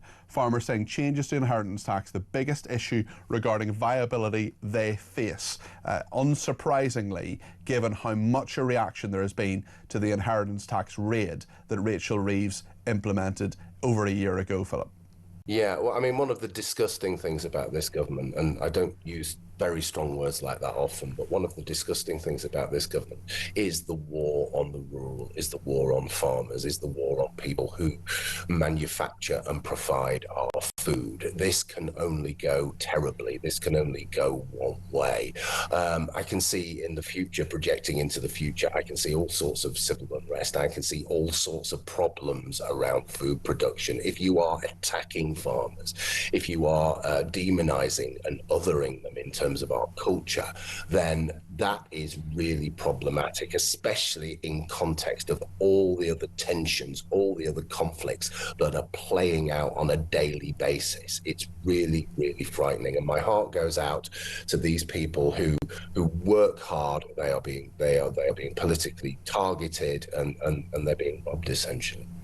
Philip, as always, thank you. Dr. Philip Kistley there. He's a senior fellow at the New Culture Forum. Really enjoyed talking to you about those issues, and whatever you think about what Philip says, agree, disagree, think I'm talking nonsense, think he's talking nonsense, whatever you think, give me a shout, 0344 499 1000. And I'd love your reaction as well to that breaking line there about this government review saying the farming sector is bewildered and frightened of what might lie ahead. They say changes to inheritance tax, the biggest issue regarding the viability of farms and their lives that they face, their working lives that they face. Tanya is in London and says, I'm sick and tired of the demonisation of males. It went from feminism to the basic destruction of the male species. Why is it the onus is on them all the time? Anti-misogyny classes, what about the disgusting behaviour of some females? They can be much worse sometimes. Bullying, name-calling, physical violence, intimidation. No wonder males, especially white, are at the bottom of the ladder, says Tanya in London. Mark says, I wonder why these pro-Palestinian groups are so concerned about Palestinians in particular. Syria has lost hundreds of thousands of Muslims. Sudan has suffered the most barbaric killing against Muslims. The Uyghurs in China, it's fairly obvious to me, but I'd love to know what they say. Well, Mark, as we know, Israel's always wrong about absolutely everything. That is the view of these people. That is what they think. And no matter what Israel does, it's always wrong. That is their view. That is the way things are as far as their worldview is. The point as well, I mean, all those things you mentioned, I would mention Nigeria. You've mentioned Sudan there as well. I remember talking about this a few weeks ago, and the fact that there are actual genocides going on in this world that these people have absolutely no interest in marching against, have absolutely no interest in putting a post on Twitter or protesting about in any way. It's a very, very fair point you make. Ken in Lancashire says, how can shouting about the Intifada be an offence in Manchester but not Liverpool? We can't be dragged into two-tier policing. It should be an offence everywhere. And Ken, that is a really, really good point. And as I say, I'm going to ask Avon and Somerset Police, I'm going to send them an email immediately after this programme asking them about Pascal Robinson Foster, because he's been interviewed about his chant of death, death to the IDF. Is it okay for him to say death, death to the IDF, but not okay for someone elsewhere to say globalise the Intifada? What's going on here? What is their view on this, and what will Avon and Somerset Police actually do? On the misogyny issue as well, lots of people getting in touch, including Vinny, who sent me a voice note. Morning, Peter. It's Vinny in Oxford here. What I don't understand is, surely one of the main reasons why misogyny and attacks on women are up is because of all the unvetted migrants roaming the streets attacking women. To suggest that we need to tackle 11-year-old boys surely is not addressing the elephant in the room. Great show. Thanks, mate. Take care. Vinny, thank you for that. Really appreciate your views on that. And we're actually going to talk about that next with Emily Constantis, who is the Global Chief Executive of the Safeguarding Alliance. And if you have views on that, like Vinny, and you want to get your voice in the air, by all means, give me a shout or drop me a voice note, 0344 499 1000. Stay with us.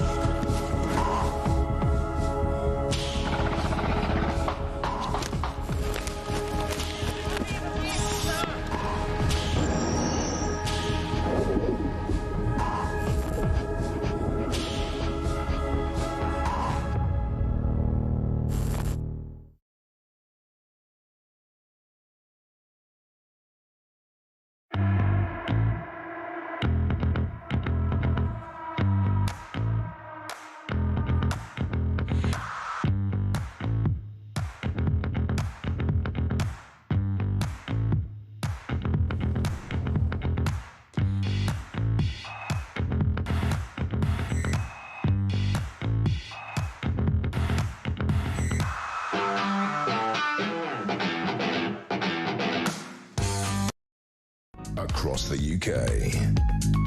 On DAB+. On YouTube. On your mobile. And on your side. This is Talk. So, about the most British thing ever has happened. About 2 hours ago, there was a security alert, literally as we were on air, interviewing someone in Westminster as the Shadow Defence Secretary, James Cartledge. He was told to move away from where he was standing talking to us, which was just across the road from where a suspicious item was found. It was blown up by the bomb disposal unit of the police. We're now told it was a box which appears to have had Christmas cards inside. Yes, really. I mean, I've heard of musical cards, but I'm not sure too many cards are going to cause a, well, they've caused a security alert, certainly, which means, you know, if you're in Westminster, don't leave things lying around. And we can see on the screen now, if you're watching, the bomb disposal robot, the sort of Johnny Five-esque robot, which was going up to this box. It appears to be a sort of red box full of Christmas cards and blowing it up, apparently, but it was certainly a suspect device. I don't know even if it was a device, certainly a suspect package of some description there anyway. Brian in Sheffield says, "Morning Peter, great show. What a memory of Johnny Five from Short Circuit. We all have an inner robot, we're all after input," says Brian in Sheffield. It's a long time since I watched Johnny Five. I think I was a young child when I did that, and Short Circuit. Also, Reg says, if Zara Sultana can get people out of jail just by stamping her feet, why did no one do it for Lucy Connolly? Paul says, what's the difference between hospital food and prison food? I am confused. And on misogyny, Bernie says, all kids should be taught respect for each other and themselves, not just boys on misogyny. That's what we're going to talk about. Big strategy by the government. Violence against women and girls is the strategy they're talking about. Emily Constantis is the Global Chief Executive of the Safeguarding Alliance, and John Carr, OBE, is the Secretary of the UK Children's Charity Coalition on Internet Safety. Good morning to you both. Emily, if I can start with you, what do you make of this strategy and specifically these lessons potentially for 11-year-old boys to teach them not to hate women? I think the strategy is absolutely great. I think the most important part is what that then looks like in practice. For me, one of the things I was looking into in terms of deploying specialist rape and sexual offence investigation teams to hunt down perpetrators. That's fantastic, but then my question is how many versus how many perpetrators? If I think about an FOI that we did back in 2021, using West Midlands as an example, we identified there were over 4,600 sex offenders, but there are only 82 police officers dedicated to deal with them. That's 1 in every 56. Now, is that enough? So my question is fantastic having this this provision in place, but it needs to work in practice on the ground in order to effectively monitor, identify and track these individuals down. I wonder, John, whether you think it's appropriate actually to have these lessons at 11. Should they be sooner? Should they be later? Should it just be boys, for example? And what type of boys as well? Boys who are referred? Or should it be for all boys, for example? Or indeed just all children of both sexes? I think it's never too early to start encouraging children to think of each other respectfully and in a constructive way, boys and girls. I mean, obviously there's more of an issue of misogyny with boys than girls, but in principle, both should be receiving the best possible help, best possible advice, both at home and at school. Because these things are discussed a lot at schools these days, in sex education classes, health and safety classes, and so on. So, yeah, I think it's a great idea that you start. 11 seems a good age to me. The Prime Minister has posted a little bit earlier on this morning about this major government policy. I want my daughter to grow up in a Britain where she feels safe in school, online and in relationships. Every young girl deserves that, and every young boy should be protected from harmful misogynistic influences. My government is making that happen by backing teachers, calling out misogyny and intervening early. We can stop harm before it starts and save a generation of young men from the influence of online misogynists. How big is this about? How much of this is about online misogyny and how much of it is coming from other sources, Emily? I think a vast majority of what children today are seeing is actually online. A lot of their time now is spent online versus obviously playing out as one would do previously. So I think there has to be a huge focus online. I think it's fantastic in relation to schools, but I don't think you can just put the focus on schools. A lot of this is taking place also outside of schools. It could be in the home, but also exactly as you've just said, a huge focus on stopping certain material getting to young people in the first place via social media platforms, gaming, online things that they're accessing. So for me, it's not just one person taking responsibility. We have to join up in how we protect children from being, exposed to this in the first place. Exposed to it in the first place, and I wonder whose responsibility that is, because it seems that schools are being asked to do more and more in all of this. I'm not saying they shouldn't do it necessarily, John, but do you think that schools should be essentially held responsible for the attitudes of children who they may only see 5 or 6 hours a day, whereas their parents should be responsible for them all the time? No, of course you can't hold schools responsible for children's attitudes in its entirety. Schools' role is to help children absorb ideas, constructive and useful ideas. And interestingly enough, today the Children's Commissioner for England has brought out a wonderful new document, which I've had a chance to look at this morning, which is specifically aimed at helping parents begin useful conversations with their own children about a whole range of things, including misogyny, including a whole range of hazards to children online, which we all now understand more about, and they've only too much. So yeah, of course, we need to have a focus on the home, but we also need to recognise that parents often don't feel very well equipped because they themselves didn't grow up in an online world and don't feel that they understand it well enough, which is why this document from the Children's Commissioner today, I think, will be very welcome. I want to ask you both about something that quite a number of teachers have been contacting us about this morning, which is whether you have any concerns. Emily, first I'll go to you, about cultural differences and whether that plays a role in misogyny. I think if we think about culture and safeguarding, culture plays a huge role in safeguarding very, very widely, not just within misogyny, within a whole host of wider range of safeguarding. But that then really goes back to how do we communicate what the culture is of where these young people are growing up? How do we communicate what is appropriate behaviour and what is not appropriate behaviour, regardless of culture, regardless of understanding of wider safeguarding? So for me, it goes all the way back to really that education piece that has to come alongside all of these fantastic initiatives, fantastic documents that come out. Actually, how are we going to embed that? Okay, Emily, but how far does it need to go? I mean, should teachers be saying what you're being taught in some cultures is wrong about subjugation of women, for example? Emily, are you still with us? Sorry, I think I just slightly... Oh, you there? I think I lost you. I'm hoping you can still hear me. Yeah, I've got you, Emily. No, I was just wondering how far this should go. I mean, can you see teachers saying, well, actually, your culture, to some pupils, may say this, but actually, those are attitudes which are misogynistic? We need to align it to statutory guidance, and we need to align it to what is acceptable culture, acceptable behaviour for the country of which they're being educated and the country of which they're growing up, regardless of wider cultural contextualities. So for me, it's not about saying one thing is right, one thing is wrong. Actually, where you are living, where you are educated, this is aligned to legislation. This is what should happen in practice, and actually, But surely that is saying that something is right, because this is the view that we have and the values that we have in our society. What's your point on this, John? What do you think? I agree with what Emily's just been saying. I mean, I don't think there's much profit in telling somebody straight out in a very blunt way that their culture is wrong. I think the better way is to say, look, these are the standards which we expect, these are the standards which we encourage.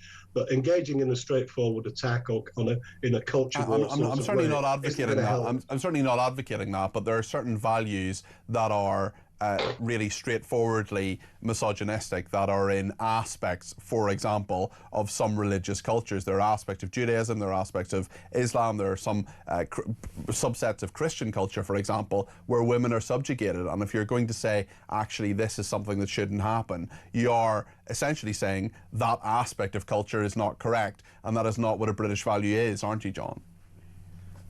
I think it's how these conversations happen and how they're framed is really important. And if you look around the world at the way in which these so-called culture wars have panned out, simply telling people their culture is wrong or bad or whatever hasn't worked. And I think the better way is the way that Emily's just described, to say, look, you're living in the United Kingdom, these are our rules, these are the standards that we expect and encourage. But surely in itself you're then saying that some aspects of culture are right, some aspects of culture are wrong. Let's see what Steve is saying on this. He sent us a voice note. He works in teaching.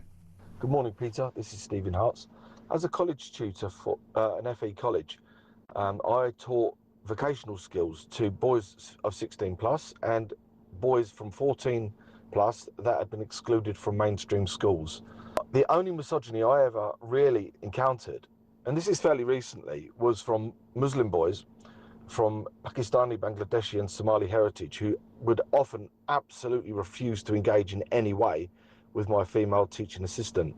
The other misogyny that I came across was white and black boys emulating the behaviour that they see and hear in rap music videos, which are completely toxic in my opinion. But then the government and Jess Phillips, who I have no confidence in, will no doubt form policy along the lines of what they see in TV dramas. So, yeah, pretty hopeless. What would you say to Steve, Emily? I think you have to be very careful generalising a whole culture. He's not generalising a whole culture. He's talking about his personal experience of teaching children. Yeah, I mean, I can't really comment on his personal experience. Also, I don't know him personally. I can't comment on him personally. Well, you can because he's just told you what it is. I don't think I can. I'm sorry. Why not? I'm not going to generalise a whole culture based on... I'm not asking you to generalise a culture. I'm simply saying that is his experience. That is what he has said. He's talked about lots of different cultures. He's talked about the fact that he doesn't believe this has legs and this will work. And given his personal experience, what you think, I think it's a fair question, Emily. Yeah, I think if that's obviously his experience, obviously dependent as to where he's situated, but I can't comment in relation to it's just one culture, one generalisation. He's not saying that. He's not saying that. I really can't comment on that, I'm sorry. Well, he didn't say that. I mean, you're saying I can't comment on what he said. We heard what he said, Emily, so it would be prudent, I think, to comment on it, but if you're not going to, that's all right. John, what do you think? Well, I know that Muslim culture is not a monolith. I was raised a Catholic, an Irish Catholic, and I can tell you within the Catholic Church, there are a whole range of views on women and a whole range of different issues. And I know Muslims who've got views every bit as liberal or as conservative as mine. I know Muslims who've got very, very conservative views. So I think just going head on and saying all Muslims are wrong or this is bad because it's and pinning it on Muslims, it's just a very unhelpful way of framing it. I don't think he's doing that though necessarily. He talked about white and black boys as well in rap culture, and we know that rap culture, drill music as well, very, very harmful in many, many ways. So I don't think he's stereotyping. He's simply talking about his own issue and the fact that he was in a classroom with people from those backgrounds who wouldn't even talk to or engage with a female teaching assistant. And those are the actual, real, live, human experience problems that some of these teachers are facing from young boys. Yeah, but I'm sure it's not all of the boys in his class. Some of the boys in his class will be troublesome. That's true in every class and in every type of denominational or non-denominational school. So I just think this is I think it's a kind of fake creation that really works well with short headlines in the media, but very, very unhelpful on the ground. Why would Steve tell us lies? Why would he send in a message that wasn't true? No, I'm suggesting you're the one that's framing it in a way that's unhelpful. I'm sure Steve is speaking unhelpful. Why is it unhelpful to actually just talk about these issues and actually say about them. That, well, you're not engaging with it though. You're saying I'm unhelpful. What I'm refusing to do is get drawn into a position where essentially I say, if you're a Muslim, you've got a problem. And at what point have I asked you to do that, John? That's the implication of what you're saying. It's absolutely not the implication of what I'm saying. Yes, You're mischaracterizing my words unfairly, I would argue. But listen, thank you both very much for joining us on the programme today. There's John Carr, who is Secretary of the UK Children's Charity Coalition on Internet Safety, John Carr OBE, and Emily Constantis, who is Global CEO of the Safeguarding Alliance. I am not saying by any stretch of the imagination that, you know, I'm not trying to demonize Muslims. I'm not trying to demonize any aspect of the culture. I talked about Judaism. I talked about Christianity. I talked about aspects of cultures and religions which I believe to be misogynistic. And why don't we actually just have a reasonable, honest discussion about that? In my view, John will dispute this, and he's not here to defend himself any longer, but John and Emily may disagree with that. John certainly does. I would very happily have a fair discussion about this. I don't think John and Emily were engaging in a way that I would have liked them to this morning, quite frankly. What are your opinions on this? Let me know your thoughts. 0344 499 1000.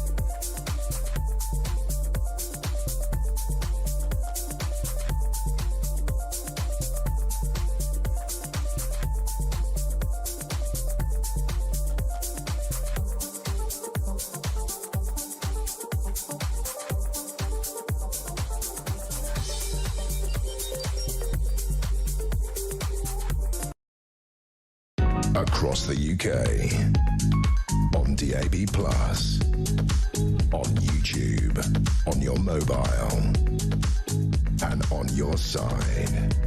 This is Talk. Well, thanks so much to everybody who has been in touch, not least about the last interview there.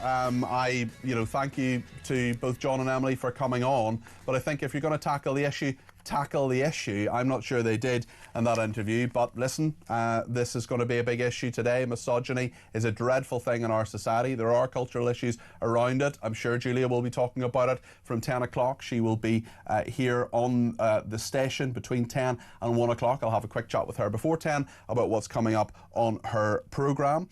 Let's talk now about the British Museum sending artefacts abroad to help countries decolonise, they say. Alexander Larman is with us. He's an author, historian and literary editor at The Spectator. Alexander, good morning to you. Morning.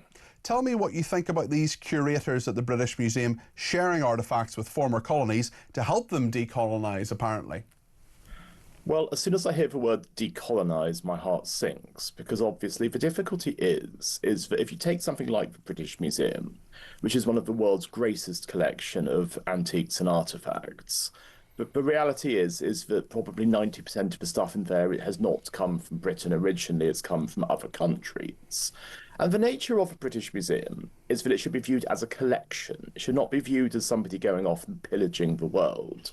But instead, it is an opportunity for people from all over the world to come and see this magnificent, world-class assortment of these antiquities. Now, if you take the attitude that every single thing in there, most notoriously the Elgin marbles, does not belong there, it should be sent back to the countries from whence it came, you have two separate issues. The first issue is that obviously you are depriving people, not just British people, but many travellers, many tourists, of the opportunity of seeing these coherent collections in one place.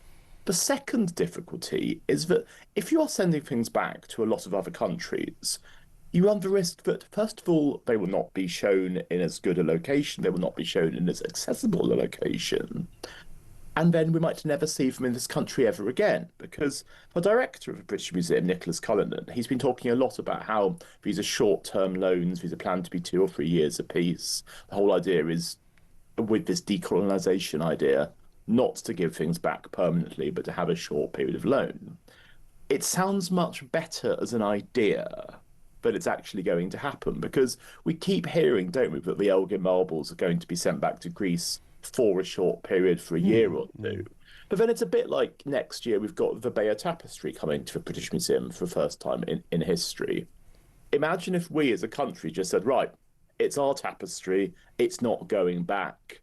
No, France will never have the Bayeux Tapestry ever again. I mean, that would be seen by many people as absolutely outrageous. But essentially, we are in territory not that far from that. So there is an argument to be made. I'm not going to make it, but there is an argument to be made that we shouldn't have these collections at all. But essentially, colonialisation has meant that we should not possess all these artefacts that belong to other countries, but we should scrap the British Museum, we should scrap all similar institutions. It's not necessarily about scrapping the British Museum necessarily. I mean, they have thousands, hundreds of thousands of artefacts. If they give back a few, and if that helps these countries move on in some way and like us more, is that actually some sort of soft power that maybe should occur? But are we saying give back, or are we saying loan back? Because give back is a different conversation. I mean, give back is essentially saying we shouldn't have it in the first place. Loan back is saying, yeah, okay, we have it. So you're happy with loans, not with giving back? I'm happy with loans under conditions, but I think it's the Elgin marbles that's going to be the one that because it's consistently been said that George Osborne is very happy to do some sort of reciprocal loan, that we would send back the Elgin marbles to Greece for a period of time, and in return we'd be sent some Greek artefacts that have never been shown in this country. I would put money on the idea that if the Elgin marbles leave Britain, they will never come back. That the Greek government would say, well, now we've got them again, they were never legally Britain's possession in the first place. And of course, I mean, that would be an absolutely terrible thing in terms of trust, in terms of reciprocity between institutions, because obviously every single major world institution has loans, and it has loans where its possessions are loaned to other institutions and vice versa, because obviously you can't have everything in one place. But what I think I'm concerned about with this, leaving aside the colonial aspects, leaving aside the politics of it, is simply the practicality, because I feel that there is this rush, there probably has been for years now, to say that our institutions are in some sense, they are, I'm not corrupt, that's too strong, but the institutions have been operating in a way that they shouldn't have been operating. Yeah. And that we now have to start making amends. And I mean, it's a bit like in Oxford, the Pitt Rivers Museum a few years ago decided that they were no longer going to exhibit their shrunken heads. I remember this, yeah. They're probably the best known single exhibit in the Well, that's what everyone always said. Have you seen the shrunken heads in the Pitt Rivers Museum? Anybody who went to that museum. Alex, thank you for your thoughts on all of that. That's Alexander Larman there, who's author, historian and literary editor of The Spectator. There's been quite a reaction, actually, to the interview I did just before the break there. We'll take a few calls on that in just a second. This was what I thought were perfectly legitimate and reasonable questions about this misogyny lessons, and certainly in reaction to a voice note we had. We're going to hear from a couple of our viewers and listeners in just a minute. I'll speak to Julia about what's coming up in her programme after the 10 o'clock news. Stay with us.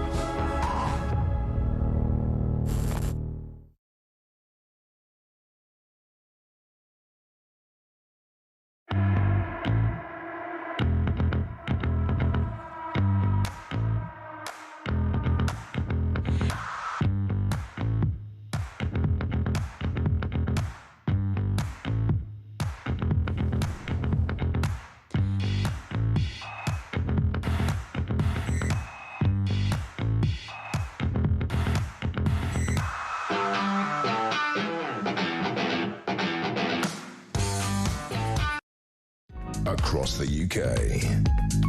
On DAB+, on YouTube, on your mobile, and on your side. This is Talk. Well, the interview I did a little bit earlier on misogyny, just about 10 or 15 minutes ago, has certainly got a lot of people talking. Let's hear what Michael's view on it is. He sent us a voice note.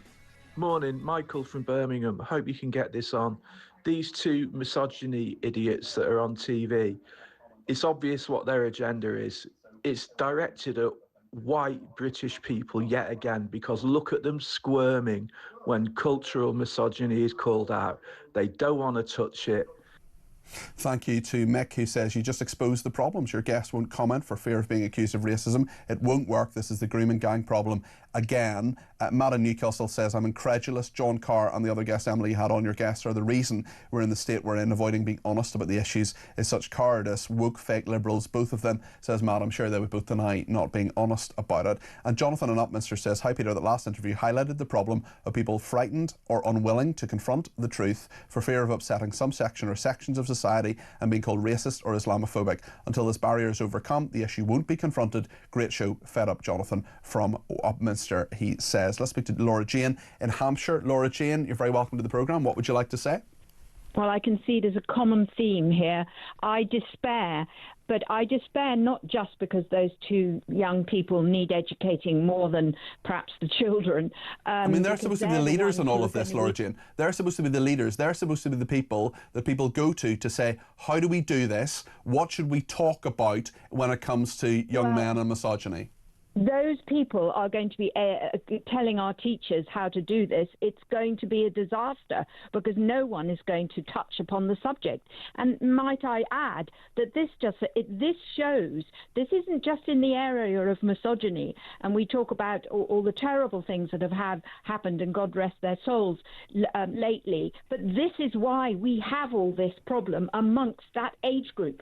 They are not prepared to face the truth or discuss it even, and that is why we have them across the country in all areas, and it's not just about misogyny. It's about looking at what other cultures feel about and calling it out. And actually, if they just perhaps expanded on what they said and they give them opportunities to do so, Laura Jane, they said, well, these are the standards we require. Well, if you're saying one thing's required, you're then saying something else isn't required. Laura Jane, thanks for your thoughts on that. I want to speak to AJ in Essex now, who has some thoughts on this too. AJ, you're very welcome to the programme. Go ahead. Cardi P, great show as usual. Thank you. And I just think Laura Jane for Prime Minister. If in years to come, if people want to know the issues or why the UK got where it got, what they need to do is play back that interview you did with those two. And it will show people exactly what the issues were in the UK in 2025. Why were they here? It's like, why? What a waste of an OBE for a start. And secondly, man won't answer a question, woman can't answer a question. It's just like you're on a radio talk show. Well, in fairness to John, he engaged a little bit with it, but I don't think there was anything. I mean, I'm not saying I'm perfect or anything, or it was a perfect interview. I'm simply saying I wasn't necessarily saying it's all about Islam. I mean, I specifically said talked about aspects of Judaism, talked about aspects of Christianity. You know, I come from Northern Ireland, where I've seen misogyny manifests itself in Protestantism and Catholicism. I've seen women told to sit down and shut up and not being given jobs properly and because of cultural issues. That was the issue I was talking about. I wasn't simply saying let's go for the Muslims. For goodness, I just thought it was a complete mischaracterization of what I was saying there and a failure to actually engage with this as an issue. I agree with everything you said there, Pete. The problem is we've got people in jobs who shouldn't be in jobs.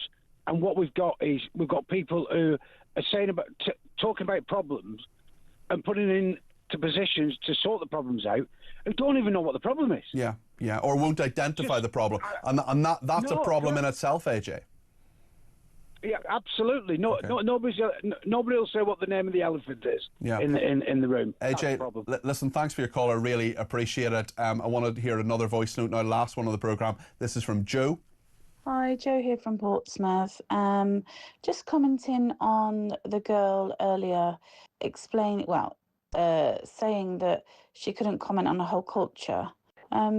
There's over 50 Islamic countries where women do not have any rights. So I think you can comment on a whole culture. Well, thank you very much indeed to Joe for that. You can, of course, go back and see that interview if you go on our YouTube channel on talkTV as well, and we'll be putting it out on socials as well. I'll retweet it at Peter Cardwell, and of course at talkTV is where it is on Twitter.